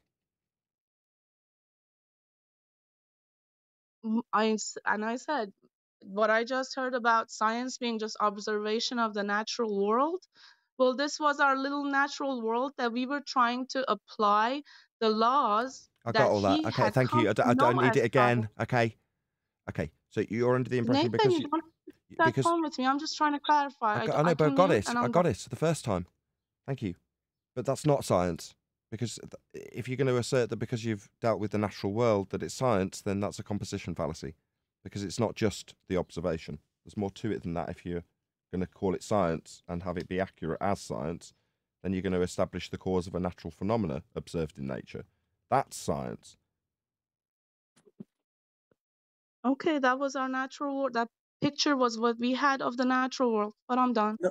Well, no, Nathan was trying to explain to you Guys, hello. observation is just one Who part. is that? No. It's that me, isn't... Nathan.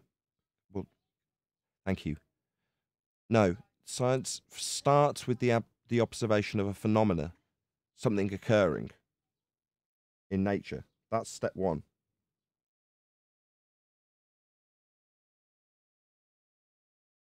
Well, that picture or that video was what we had as our representation of nature. I see. And was the observation of the video a phenomena occurring in nature?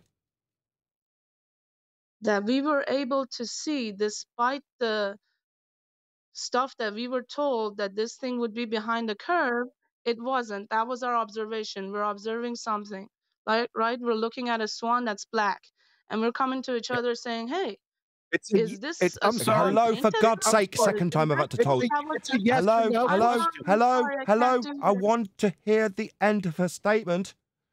Thank you. Of a yes or no question. Yeah, then I'll point out that it was a yes or no question, yes. Okay, fine.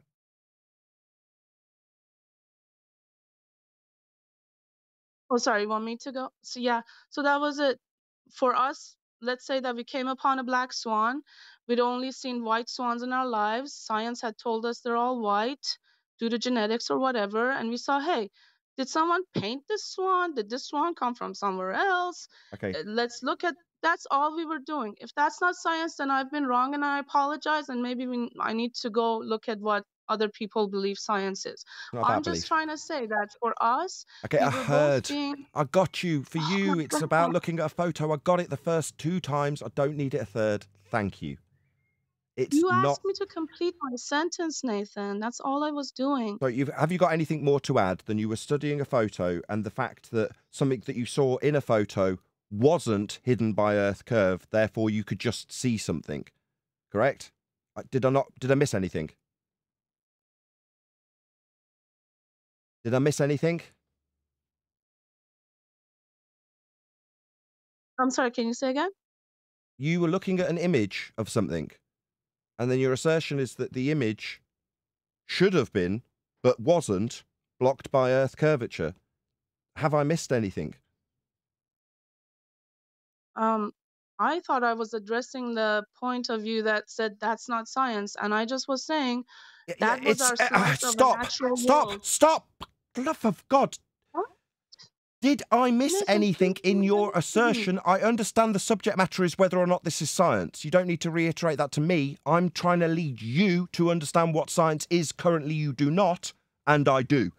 I understand you think this is science. I understand what you've described, and I've now parroted it back to you because you keep saying you need to repeat it when I stop you giving the same thing a third time.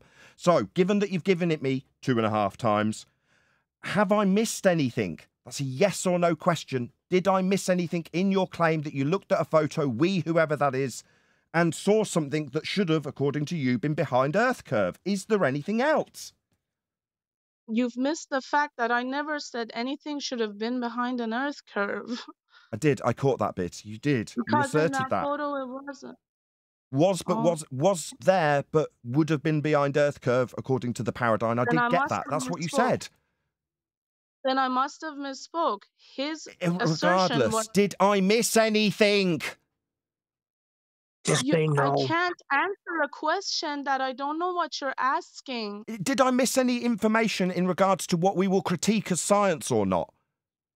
We're going to establish whether or not looking at a photo and deciding whether or not Earth curve's in the way is science or not. That's what we're doing, so I need to know if there's more information because you keep objecting when you start repeating the same thing. Then please lead me to where. I'm trying. Sorry, I'm really trying. Is there anything else? Is there any more You didn't information? miss anything. Please lead me to where you want this to go, please. Okay, I'll try a fourth time. Is there any May I more? make a suggestion, Nathan? You could stop Can you write it interrupting. down? No, you don't need. Do I sound like I need a suggestion? Whoever that is. No, thank you. Thank you. No, my question is really clear. You've given me the information about looking at the image and what you were going to decide was or wasn't going to be there as a result, and the discussion about the light surrounding the image. I've got all of the information. Unless you now say, no, there's something else alongside that that would make it science. Is there or isn't there?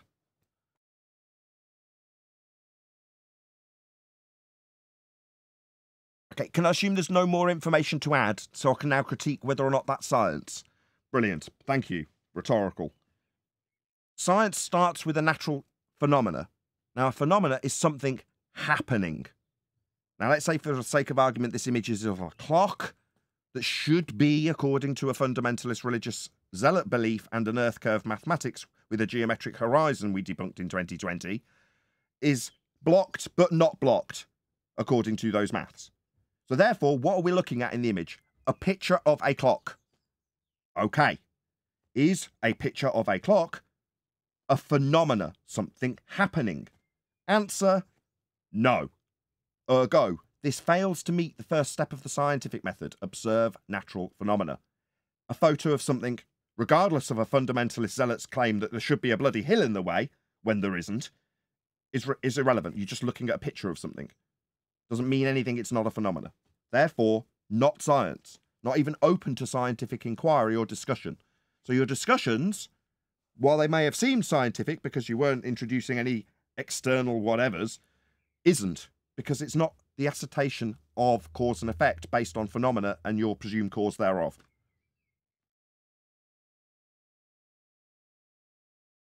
Wouldn't we were just discussing the observation itself.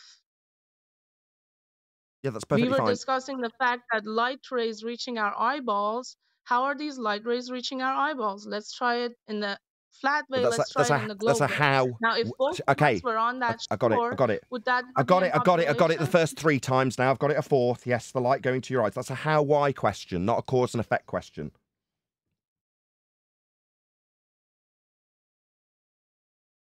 Science exclusively deals with cause and effect.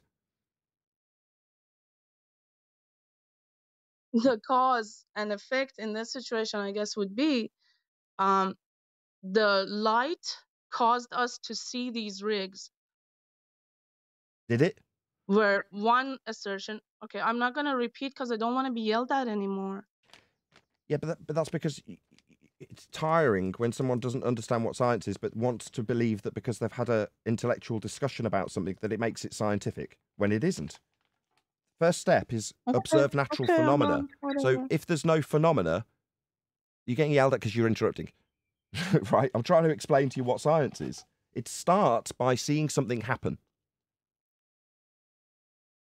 For example? Men come back from sea dying.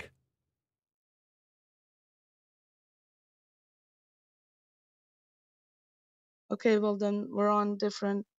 No, that's just tangents. science. That's what science is. The phenomena would be men coming back from sea dying. That's the phenomena. So what makes a phenomena? Something that Happens. was not expected, something No, that was expected. just something happening. Something happening. Unlike a picture, nothing's happening. Well, what I observe in that picture happening is It's a thing fascinating being and visible. not science. That's the only point of this discussion. Whether or not what you did was science, it is not. So I don't want you to labour what you did, fascinating though it may be, when the only point we are trying to labour is this isn't science. So earlier when you were describing how science has misled us, I didn't interrupt, but felt the need to say, does she mean pseudoscience, the alleged claims of science that don't have any science attached to Of them? course.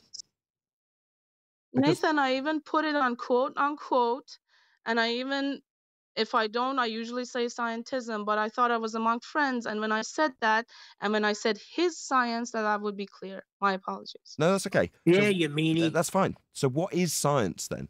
Do you know, to define things that aren't science, what is science, so you know what isn't. Well, I feel like I have trouble defining what phenomena are, for instance. That's fine. But in order to say that's scientism, for the sake of argument, would you not agree that you'd need to know what science is to declare that that isn't it? Oh, of course, yes, of Sure. course. So it's an important distinguishment that we want to labour to the audience, and it's useful to have this conversation. So while it might appear that I'm frustrated with you, I'm not. It's useful for the audience for you to express your ideas about what science is. Well, we've had a discussion about an image and how the light works. And as we discussed them, we didn't bring any external factors into it, just how the light works. So this was a scientific discussion. Absolutely not. I hear you, Nathan. I completely hear you. And Can I give an I example? guess I in my head? Not yet, Brian. Hey, There's Nathan, three people waiting. down here No. Just albino sheep. Thank you. Yinnigan's account. Oh my God, D-Rose. Go ahead, albino black sheep.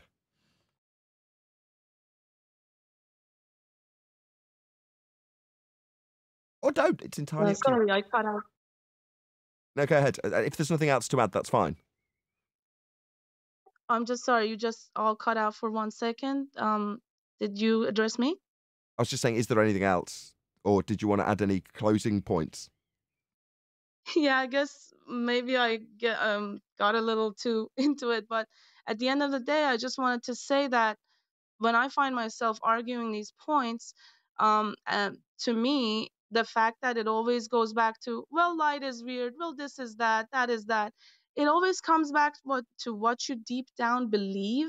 So if you can't prove something for 100% certainty, it's gonna be just what you end up believing. Just like as I was saying in the court case, like the evidence is there, but at the end of the day, because we're not there, maybe we can't say. So I'm just saying, like, if anybody ever finds themselves doing this, just know when to pull out and know that if they don't have the context of all these institutions lying to them, if they don't have the context of other deceptions, if they don't know what ancient schools are involved in the structure of science or scientism today, if they don't know that, they usually revert back to their programming. So if you ever find yourself talking to someone and they don't have that context, don't be like me and go at it at a thing, because at the end of the day, they're gonna say, oh, light is weird or this is that, and go back to their original belief. And I guess that's what I was trying to get at, but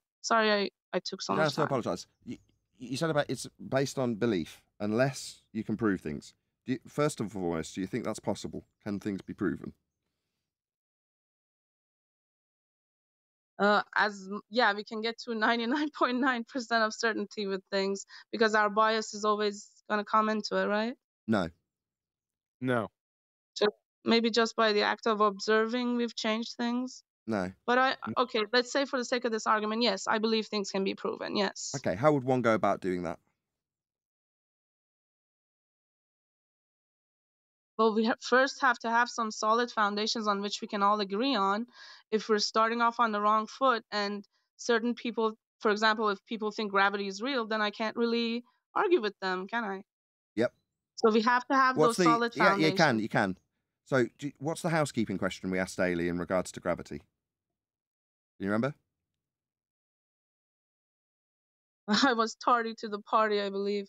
It's asked almost daily. Can you remember any scientific evidence of gravity? Oh, is it that it was first the law of attraction as opposed by Newton and then supplanted by the gravitational force field by Einstein? And that's scientific evidence, is it? I don't know the housekeeping question. Is that scientific evidence or not?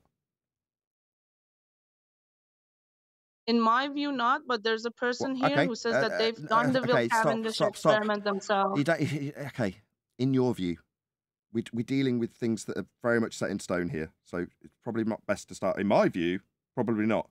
Why not? Do you know why it isn't? Not in your view, just is it or isn't it?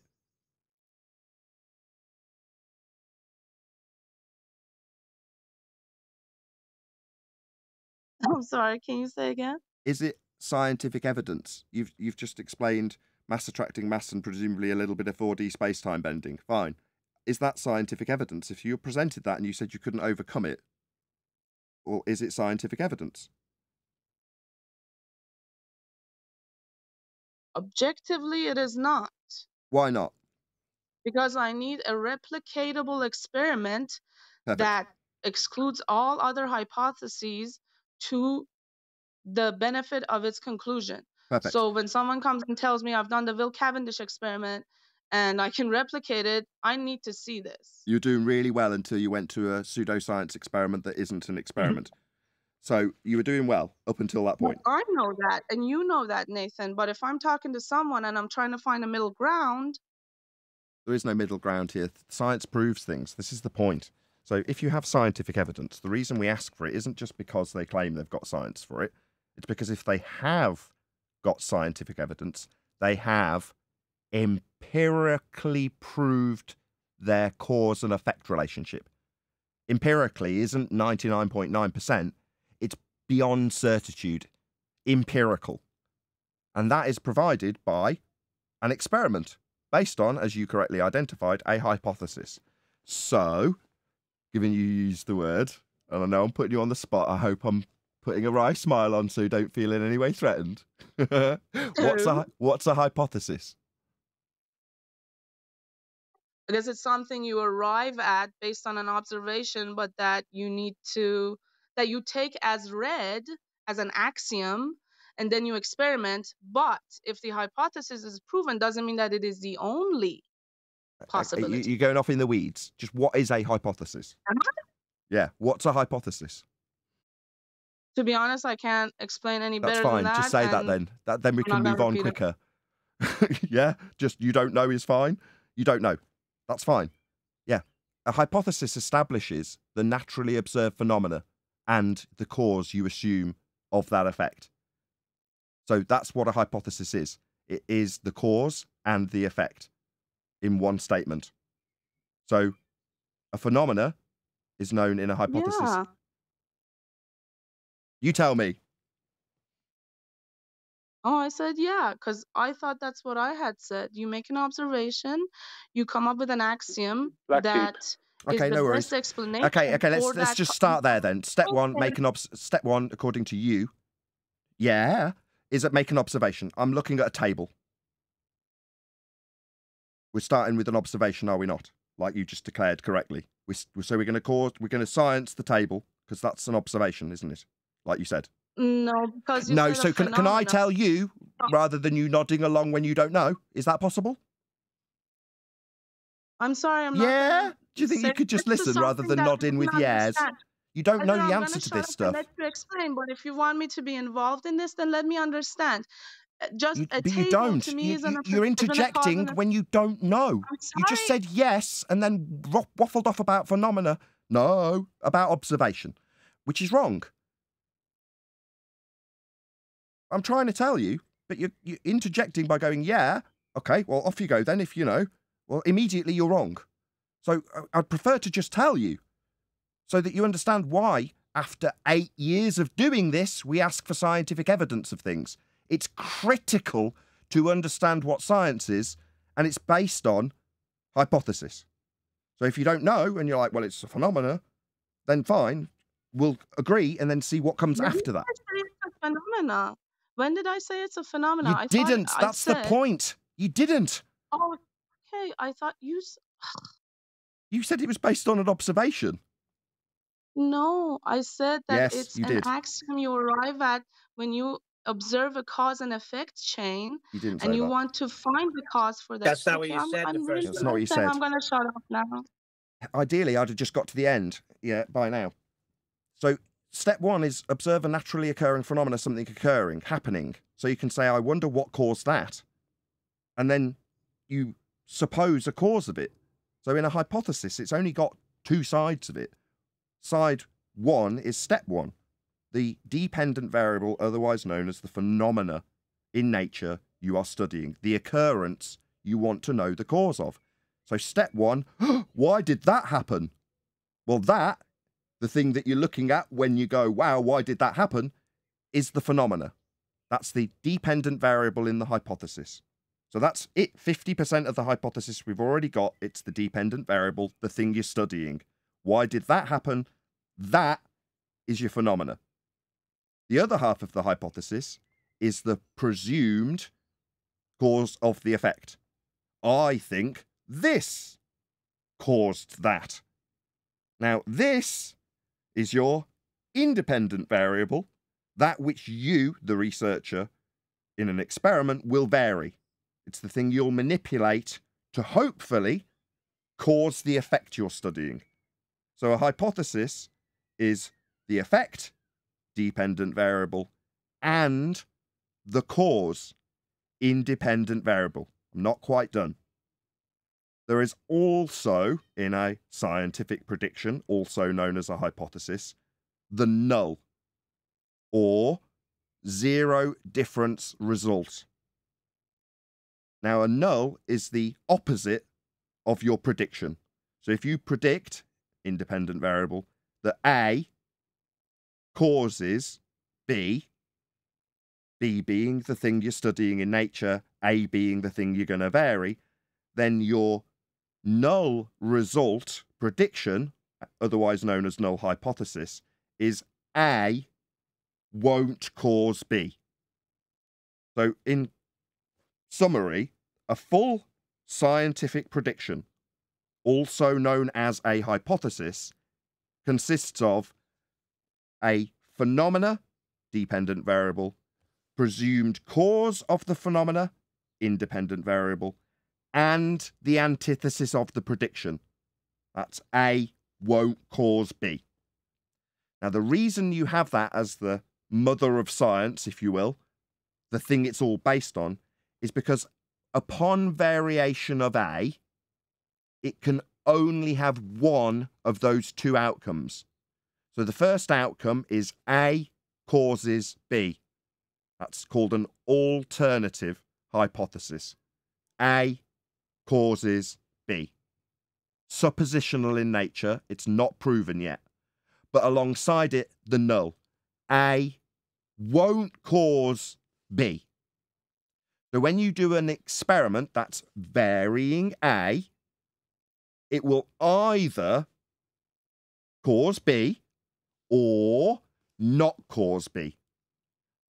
Ergo, at the end of an experiment, the actualization of the hypothesis, something's proven.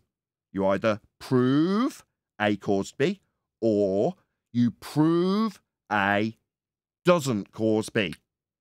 One or other will be proven.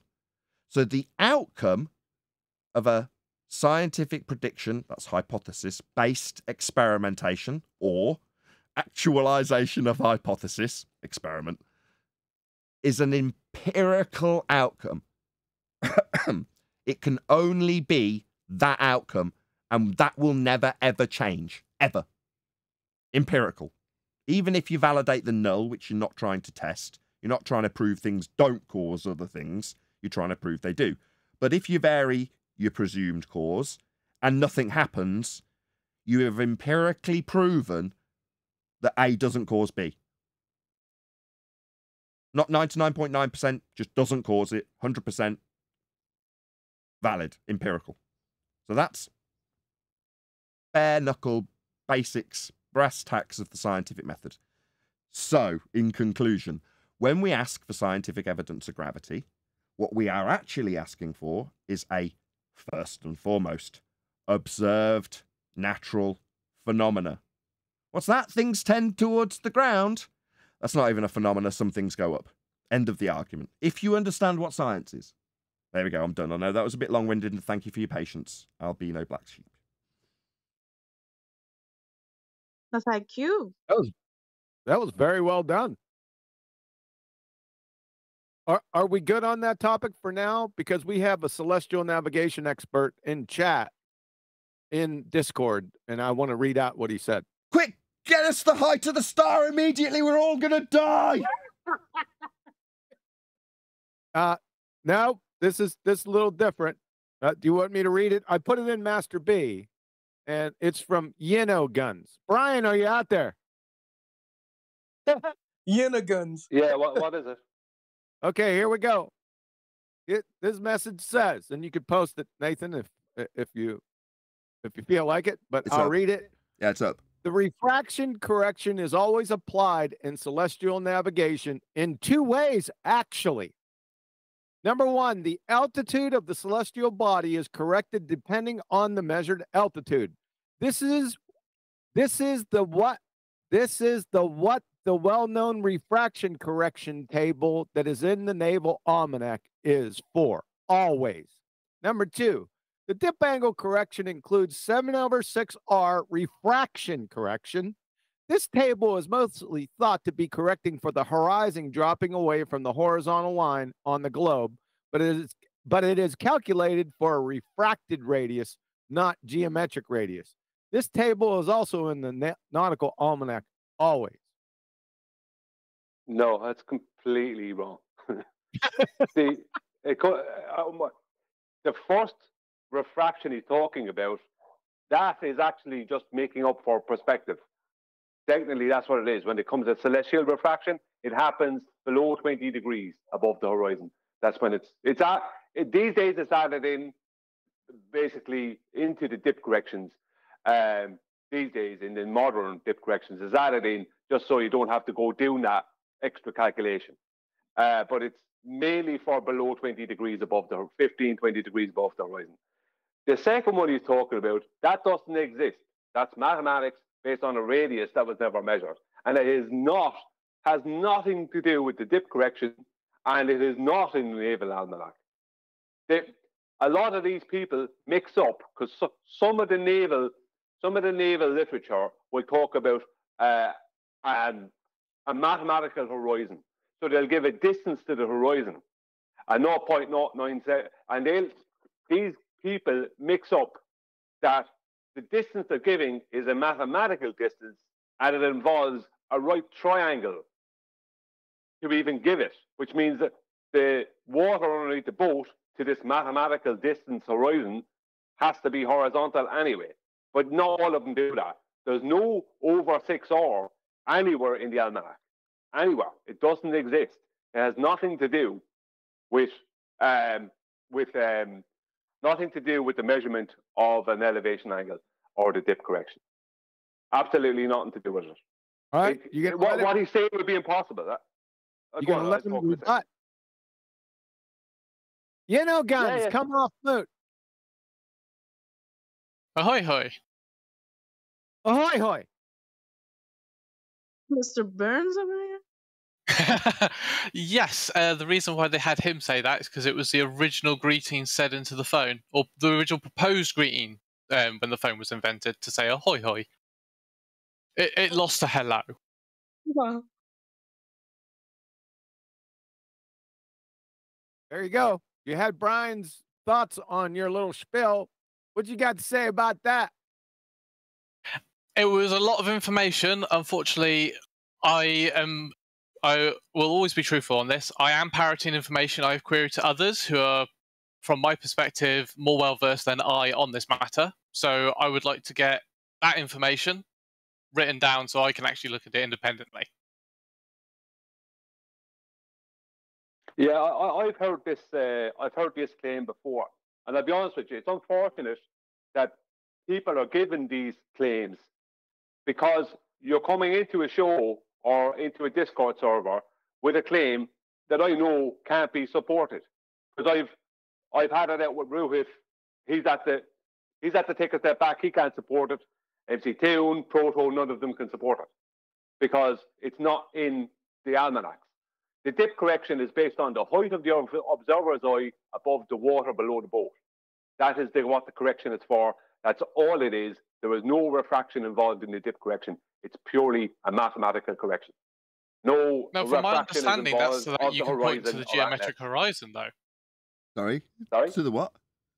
So from my understanding of what you said there, it's because you're higher up, the geometric horizon is at a different angle. So those dip angles are relative to your height. Please let me to do it, give you the Brian. correct angle to no, the 1 horizon. second. So that you can then Let me do it. so that you can then no. so that you can then form the triangle. God, just let me do it. I want to do it. I want to do it. No. I want to ask Rufy. Come on, just He's going let to me miss do the it. point if you do. Oh, go on. Oh, go on. It's your show. Go on. How's that geometric horizon working out for you, Rufy? Good? Good? You get it, Brian. You got to explain that to him, though. No, the dip is the dip. The dip correction is a correction for the height of the observer's eye above the water underneath the boat. It is a correction for the either to bring the line. The best way to describe the dip correction is the horizon and the distance to the horizon has no bearing on the dip correction. So the horizon could be 2 miles away from the boat or 100 miles away from the boat. It won't change the dip correction. The dip correction is only for the height of the eye above the water below the boat.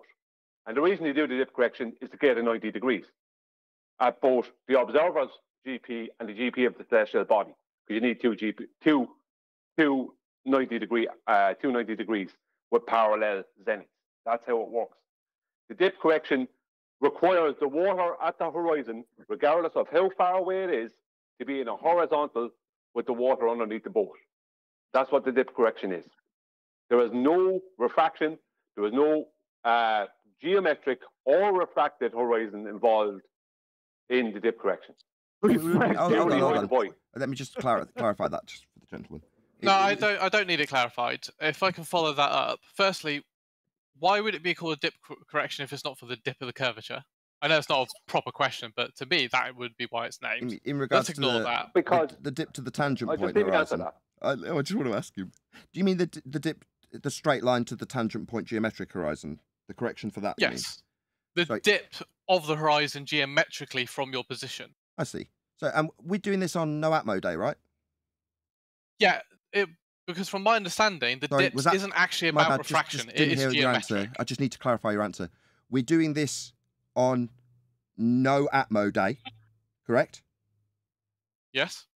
So you think mariners go out and suck all the air so that we don't have 7/6 of the radius? No, that is not what I'm saying. I hadn't That finished is my straw man. statement. What My I'm bad. saying My is bad. the dip My bad. angle My doesn't bad. look at the My bad. horizon. Middle of my statement. My bad. So your answer was yes. We are doing this on no Atmo day. So sailors are out. No, I misunderstood your answer, your question. I am saying no Atmo as in ignoring any refraction. The dip correction is purely geometric. Like ignoring 7/6 of a radius value. I can So I'm not well versed enough to know what that means. Yeah, okay. So refraction on a globe is 7/6 of the radius. My question is, we're doing this angle correction to a geometric tangent point that we are told since 2020 that we can't see. We wouldn't expect to see it. I mean, it only exists in the maths below surface level. So nobody's expecting to see the geometric horizon. These are all quotes from fundamentalist religious zealots on your own side, just so you know. Anyway, so how are we going to do this exactly, given that we're not going to see this? It's not no Atmo day. I don't really follow. This is a bit confusing to me. Maybe you can explain how we're doing this dip correction to a point we can't see below surface level that no one on the globe, at least, is expecting to see. I mean, it's not a problem for us. It's just a problem for you, given how many times over the last 3 years you've told us it's refracted. So how are we going to angle correct to this geometric point if it's refracted? Can you explain that to me, please? Thank you. So prefacing with that, it needs that R value that you hate, but I'm still talking, so I'll carry on. The dip values purely take the geometric, can use a like, was it a bubble protractor? A protractor that's kind of like a spirit level. So you can, independent of looking at the horizon, just looking at your bearing, get the angle on the dip table. That gives you your baseline, the flat of the flat of the triangle, to give you your right angle to GP that you can adjust for. And that's your flat baseline that you say is impossible on the curve. I see. And that's GP... it. There is no looking at the sorry, horizon. okay, you sorry. Can do it indoors. Okay, I heard you. Let me just clarify what you've just said, though. You've said that gives you the flat base to the GP, correct? From you to the geometrical horizon, purely using the angle based on your height by using the dip calculator. You can do it indoors. The geometric horizon would still be there at that angle based on the R value. So you said it was a flat line. The base was flat, correct? A line drawn from you elevated to the horizon. Yes, that line, that imaginary line, which doesn't invalidate anything, is flat. Okay. It is 2 points. And that's to the GP, right? That is from your GP, which is elevated off from your position on the water, to the horizon is 2 points and 1 vertex. It is a flat imaginary line. We're not measuring No, for the you're horizon. speaking across Hello, hold on, purposes, Brian. Nathan. We're not measuring for the horizon, though. We're measuring for the star's GP, are we not? Yeah, would you hold on? The Stars GP I'm kind of unfamiliar with at the moment. I know your GP It's okay. is It's all ground right. position. We're establishing a baseline with the horizon. You understand that, right? And that's flat. You Yeah. understand that, right? Don't answer that because I feel I'm going to fall into a trap, to be honest. It's a right angle triangle. It's not exactly a bloody gotcha. It's a right angle triangle with a 90-degree below the star. Yeah, so... And... You just have to say yes. You don't have to mutter and stumble and mutter. You just yes will do. Okay.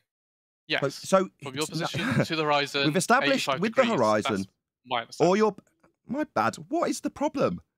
We've established a horizontal, which you described. Now that horizontal meets the GP of the star. Do you understand that or not? Yes. That would be reflected in this okay, image. and you said, okay, you said that this line extends out imaginary, nothing to do with the geometric horizon, fine. Okay, what does... No, wrong. Pardon? No, I did not say that. It is related to the geometric horizon from your position elevated off the water. How can that be? The geometric horizon isn't flat. It's curving away from No, you. it doesn't matter. It is a conceptual point in the distance. Stop. Doesn't matter. You've just described a right... Hello, I don't need help. I don't need help. You just described a right angle triangle. It doesn't have a curved baseline. What are you talking about? Of course it matters. No, that is not what I said. If I get this particular image, which is in an extreme dimension, so please do not take it to scale, your position at O, the dip angle gives you for your elevation H, the dip angle that would put you looking at the geometric horizon, HGO, that gives you a flat line to form your triangle, and then adjust for the degrees to GP because you're naturally looking down. I see. So the line that moves out sort of extends into space. No, because that's not to scale. O is where you are. Sorry, is it on the ground or is it extending out into space? It is from your position to the geometric horizon's ground. I mean, we're not measuring the geometric horizon's ground. What the hell kind of language are you using? We're measuring the GP position of the star, and the baseline in this diagram extends out, not along the ground, but out into space. If we had... Why am I being asked a question? Why am I being asked a question? I'm asking if this flat line for the triangle extends out into space. You haven't said yes or no. It does. It's on screen. The audience can No, see it does not. That is not to scale. If we had an anti-dip table for Nathan Oakley's living room, the negative would allow you to look at the corner of your living room corner. Now, that line, if you carried on, will go out your house and into space, yes. This red line is from your position O, where you are H off of the ground. So you're on the boat, that's H, plus the boat, plus the water, whatever. The dip angle, DGO, from that almanac based on your height, if you point at that angle, that line will point that site, shall we say, which I said you could do indoors, would intersect and hit the top of what would be your geometric horizon on that circle. It is not extending into space. It is from your feet to the geometric horizon. Now, I will preface, I have maybe 5-10 more minutes and I have to pick up the wife from her work. Okay, so... But there is no going saying into it only space. extends... Okay, I heard. It only extends to the geometric horizon. So you don't think it extends... This is all wrong from the very start. It couldn't be more wrong. Because I wasn't allowed to sort the problem at the start. So off you go. No, we can't go back 3 pages. What's He wrong has the here? dip correction wrong. He doesn't... You think, don't you, Alex, is it? You think the dip is down to a geometric globe horizon. That's what you think the correction is for, isn't it? I'm afraid it's not Alex, it's Yin. It's Yin or Yon, I don't care. Oh, sorry, yeah, sorry, Yinil. Sorry, Yinil, is it? Yinil? Yeah, Yin is good. I used to have spaces around the old Xbox. Okay, I didn't bring it over. Okay, Yin. Okay, so you believe that the dip is a correction for a line of sight from the eye of the observer down to a geometric horizon to bring that line up to eye level. No. That's what you believe, isn't it? Well, hold on. So that if Yes I or no? bring it up to eye level, you mean if you look down, you would then be looking at it? Yes. But nothing to do with refraction of artificially bringing it up. Your head is bringing it up. Hang on. So you believe the dip is from the eye line down to a geometric horizon of a globe, and the correction brings it up to the eye level. That's all I need, yes or no on. No, I don't know what you mean by bring it up. Nothing is brought up except for you tilting your head down Well, you to can't look bring, at the well, see, geometric this is horizon. the thing, right? You can either bring the line up, there's two ways to describe it mathematically. You can either bring the line up from the horizon to the eye line, or you can bring the vertex of the angle down to sea level. Either way, the angle, the line that's going from the eyes is not going to a globe's geometric horizon. It is not, that is not, it's not even in the maths. You're correcting for the height of the eye above the water underneath the boat. If you were correcting for a globe's geometric horizon, then that would be a point that would be lower in elevation than the water underneath the boat. So the correction for the height of eye would be pointless because you'd still have an error. This is what I tried to tell you. How big of an error? Is that error statistically significant, or is it minor? Requires the water at the horizon to be in a horizontal line with the water underneath the boat, because you've got to create two 90-degree angles, one at the GP point of the observer and one at the GP point of the celestial body. And those zeniths have both got to be parallel to each other with a horizontal line between them. That's how it works. You're not correcting for any globe's horizon. That's not Let me clarify. If you've got two 90-degree angles, how do we get a triangle? Where'd you get them on a globe? Hang on. Yeah, we do. No, leave me because answer it's that. curved. Leave me answer that. It is a three-dimensional triangle. Sorry, Hang did on. you just say it's a three-dimensional triangle? Do you know what triangles are? Do you know what pyramids are? Define a triangle. Yeah, I can answer that. In 2D space, a triangle is 3 points connected by 3 vertices. However, if you have a sphere, 3 points connected. You can. Sorry, 3 points connected or 3 lines connected. Since interrupted you, I will continue. Well, it's 3 lines connected. You said 3 points connected. Well, it's straight lines that connect those points. And if we don't clarify whether or not those lines are straight or not, you'll be telling me that the points are connected by curves in a second, won't you? Yes, of course they are. No, because then they're not angles anymore. You can't have angles meeting curves. That's not how angles work. You don't understand what a triangle is because you don't understand what an angle is because you think a curve can meet a vertex to give you an angle, and that is simply incorrect. Curves don't meet vertices to give you angles. You are simply wrong and stupid. You don't have to like that, but you don't know what a triangle is. It is simple. If we're still talking, I would like you... So maybe you can rumpus me every single time I tell you you don't know what a triangle is. Angles meet straight lines. Or maybe you could just be really angry and try... No, I'm not angry. You're a dick. You don't understand what a triangle is. Point. You don't understand what a triangle is. Doesn't mean If I may finish, anyone can get a sphere, draw 3 points with right angles, and they will be a triangle with 3 right angles. I could do it now. I could do it now if I did not have to go pick up. No, that would be curved lines meeting vertices, which isn't an angle. You don't understand what an angle is. Yeah. Do you want to define angle You will for not us? continue. I don't need any You help. will not continue after your train wreck of not knowing what a triangle is, sir. You would fail 3rd grade geometry. Also, triangles inherently are 2-dimensional. The minute you add a 3rd dimension, it becomes a pyramid or another structure. He doesn't understand geometry. Yes, so sir, I know you got very angry and decided that you wouldn't take the correction about straight lines meeting vertices. Nevertheless, you were incorrect, and you don't know what a triangle is. It's not me being angry, it's just you being stupid. You don't have to like that. That's what you rumpus. Maybe.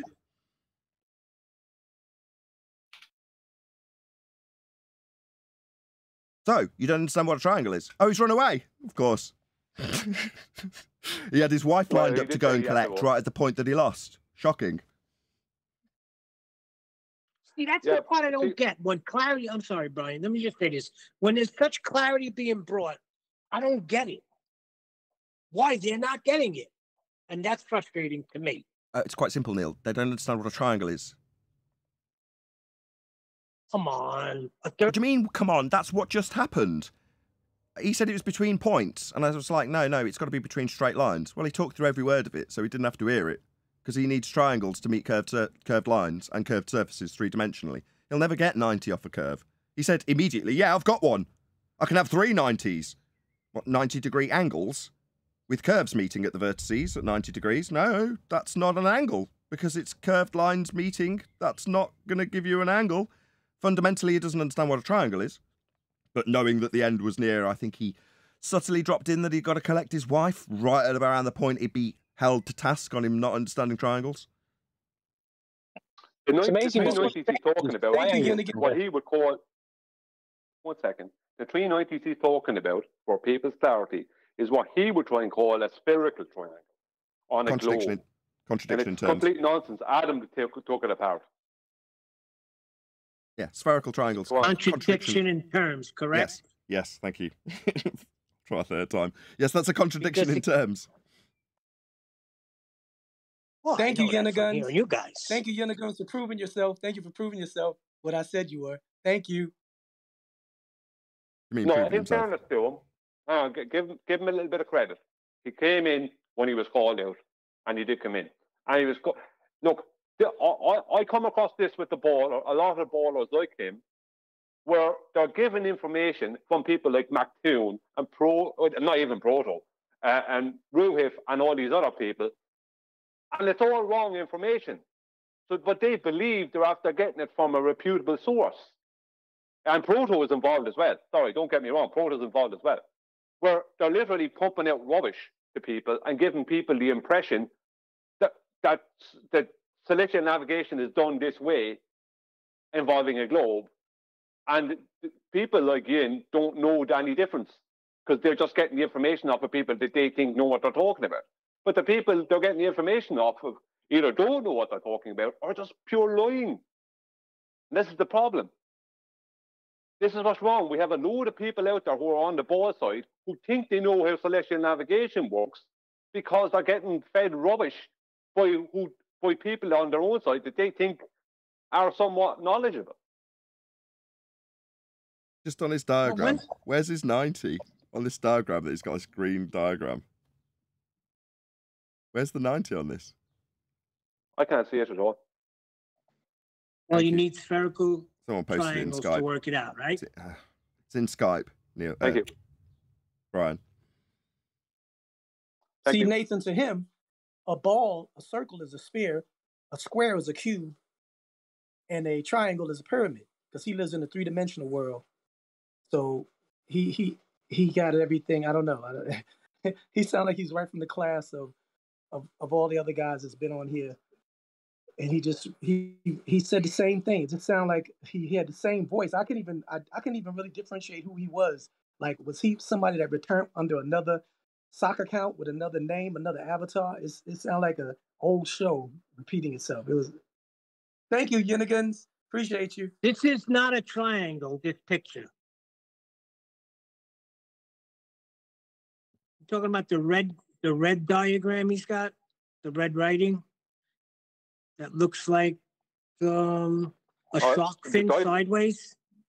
Yeah, the diagram. This is exactly what I knew he was getting it wrong. See that red line?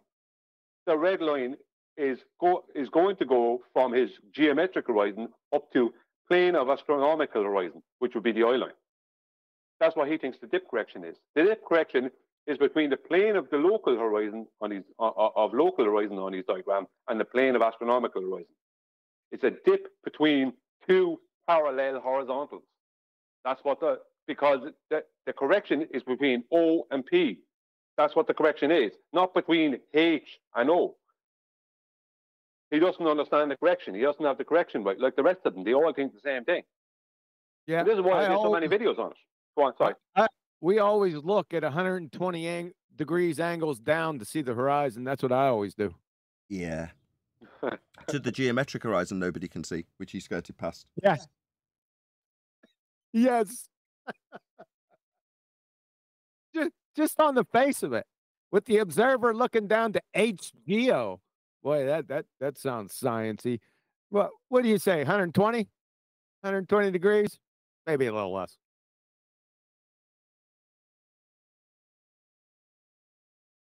So just on the face of it, you're a moron. Not even getting into, you don't know what a triangle is. What's this plane of a local horizon and plane of astronomical horizon? A lot of planes in here. Yeah, it's the one he didn't want to. That's reality. He didn't want to concede it was extending out to space. I like it. Oh, it's to scale, Nathan. Not to scale. Well, see, the thing is, though, he needs eye level to meet to be able to draw a line from eye level to where sea level meets the sky, and then that's how he's going to, you know, say that refraction creates an apparent horizon. It'll be below surface level, though. The only way they can do it, they need the Earth to be flat to make these claims. Yeah. So Yeah, to summarize, that was good. we got the plane of the horizon, the plane of local horizon extending out into space. This is what we're actually operating on because it's the only thing that will give you 90 degrees at your position and 90 degrees at the zenith position, if you want to call it GP of the star, which would be out here in space somewhere. Right. Then we've got the next problem, which is we've got a plane of astronomical horizon, that's eye level, versus the plane of the local horizon, that's surface level. And then we've got this third HGO. What's this straight line? What's all this about? Are we talking about things we look at? Oh, it's definitely not no Atmo day. Besides which, it's below the plane of local horizon. That'll be surface level, where the GP of the star will be. Obviously not marked on this diagram and he didn't want to talk about it. Of course. It's riddled. They haven't got this geometric horizon below surface level. And even if they did, the line to it, if we're talking about what we see, because that's what we're dealing with at sea when we're dealing with sextants, it's got a bent line to it in their model, hasn't it now? It's not no Atmo day. So they haven't got a horizon below surface level. If they did it would be refracted. It's a complete cluster screw. Well, he gave away his Go ahead, Brian. Go ahead, Brian. I was just saying refraction, no problem. Oh, sorry, I'm sorry. Go on, sorry. No, go ahead. I honestly didn't hear you. I'm sorry. Maybe because I was talking over you. Anyway, Brian, seriously, go ahead. Yeah. When he said, but why is it called dip? This is the problem they have. The dip correction, also known as the height of eye correction, also known as the dip correction.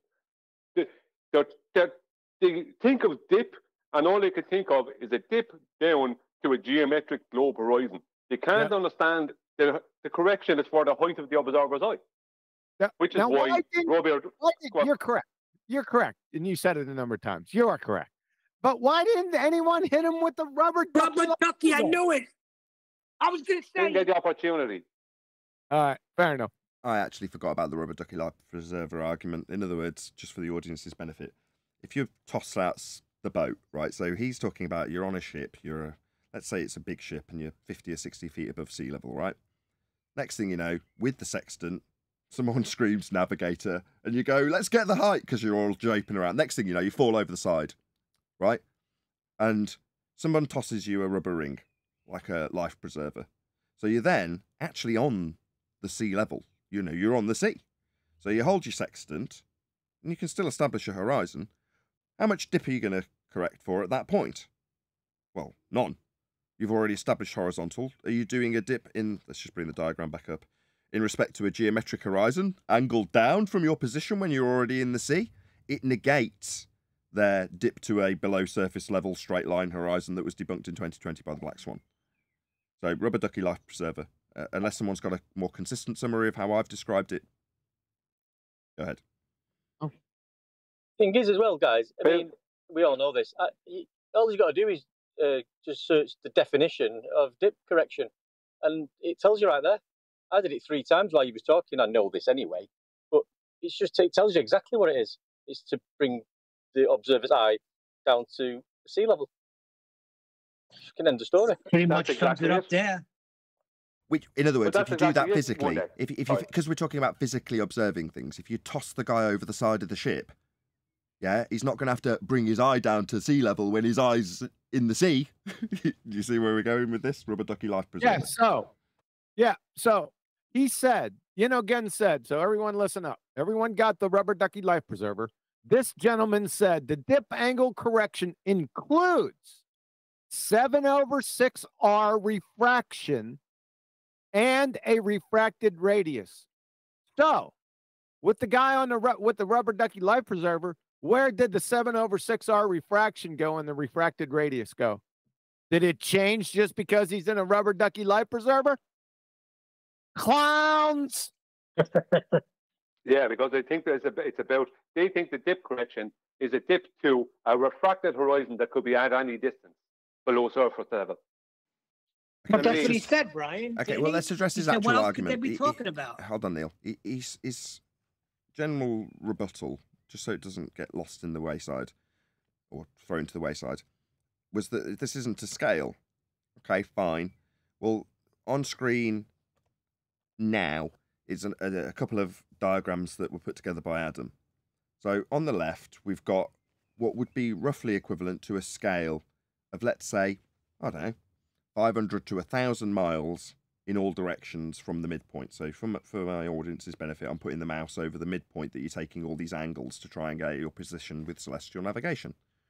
Well, as you can see labelled on this diagram, each point below the star, which is where I was trying to lead the guy, but Brian, wanted to get the dip correction argument, and I let you because yours took precedent. I want to give Brian kudos because there was a time when I said this isn't even important to Brian, and he got very angry with me, and rightly so, because his argument did take precedent in that regard. Anyway, this is where I was trying to lead him, better though Brian's point was that when you've got a 90 degree, which isn't on his diagram, I'll bring that back up again, and intentionally not on his diagram, right?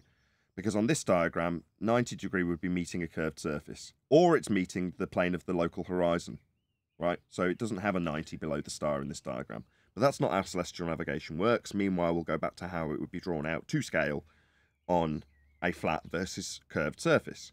And in this instance, the points that are curving away from you on the ground, and this point here below the star is the ground position. GP, he called it. Well, yeah, that's the correct abbreviation, but it means ground position, not out in space on a flat baseline you've established when you can't have any 90s on a curve.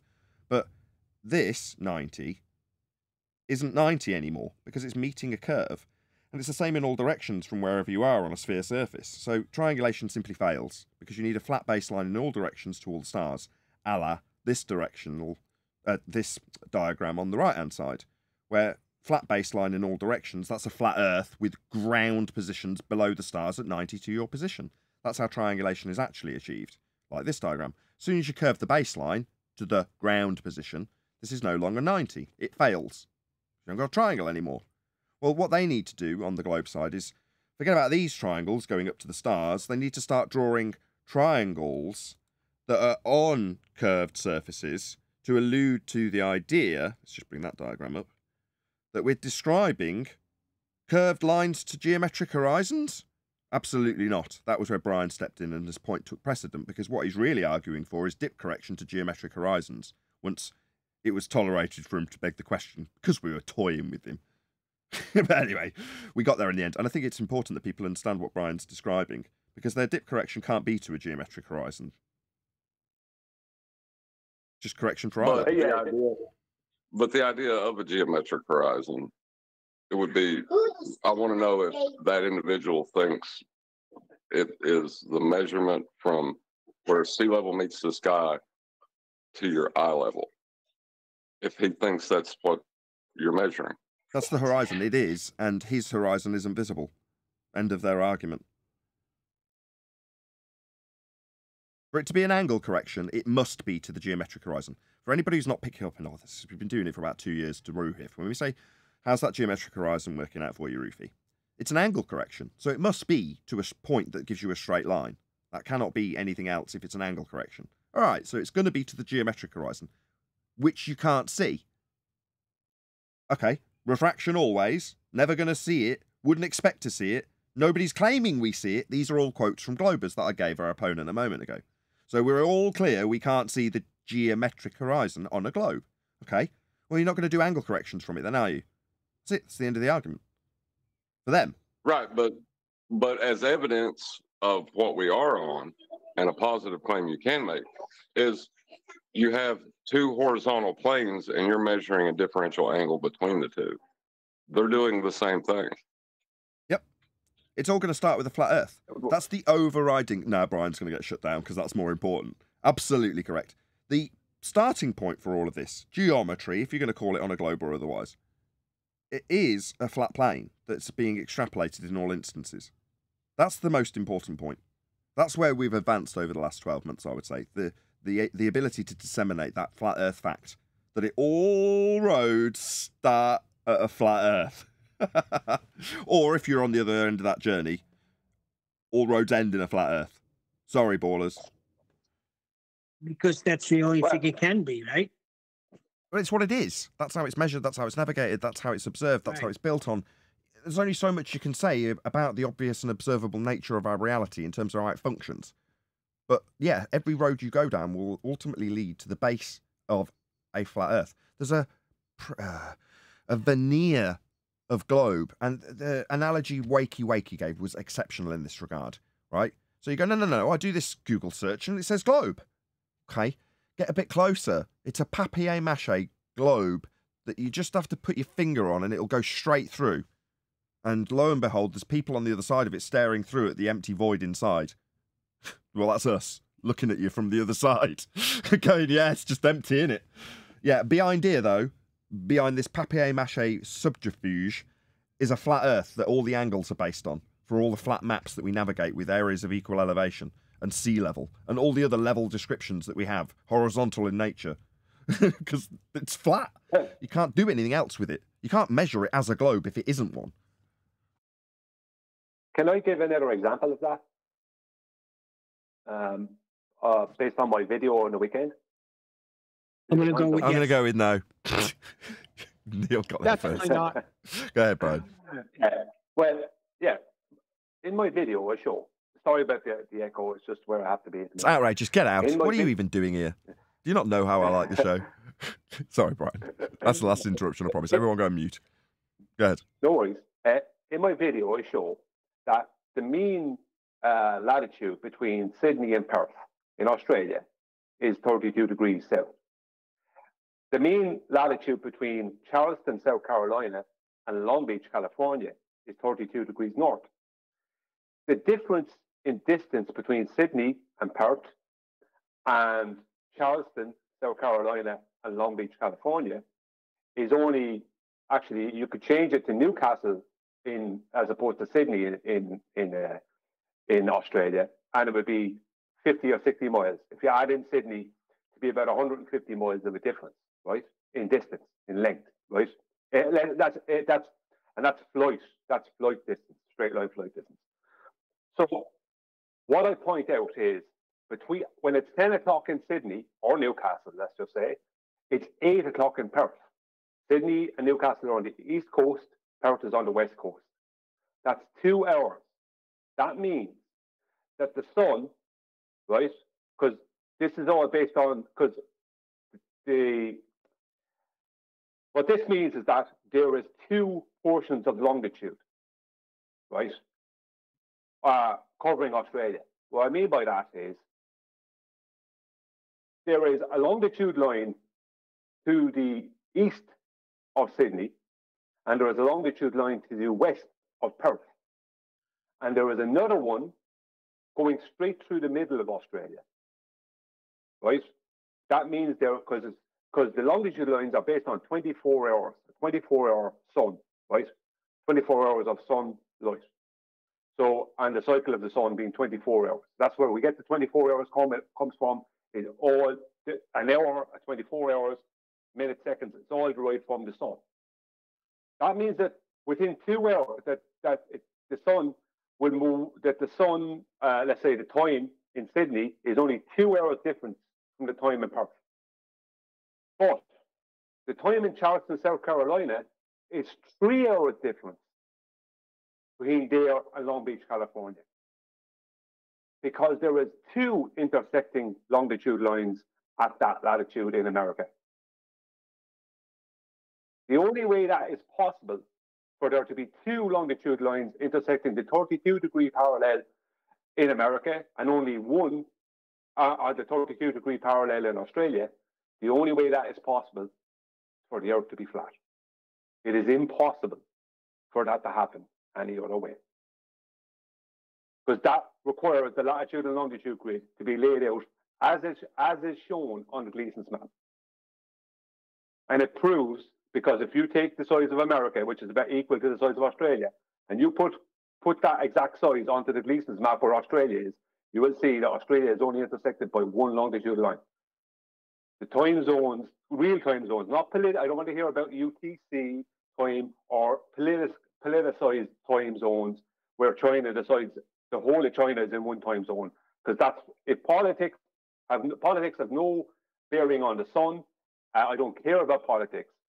When it comes to reality, where we get our time from, our timepiece is the sun, and how it's laid out and measured via the latitude and longitude grid, then the only way that is possible for 2 hours across Australia, 3 hours across America, is for the Earth to be a flat plane. There is no other way possible. And it's driving the ballers up the wall to the point where they're actually denying the sun as our timepiece.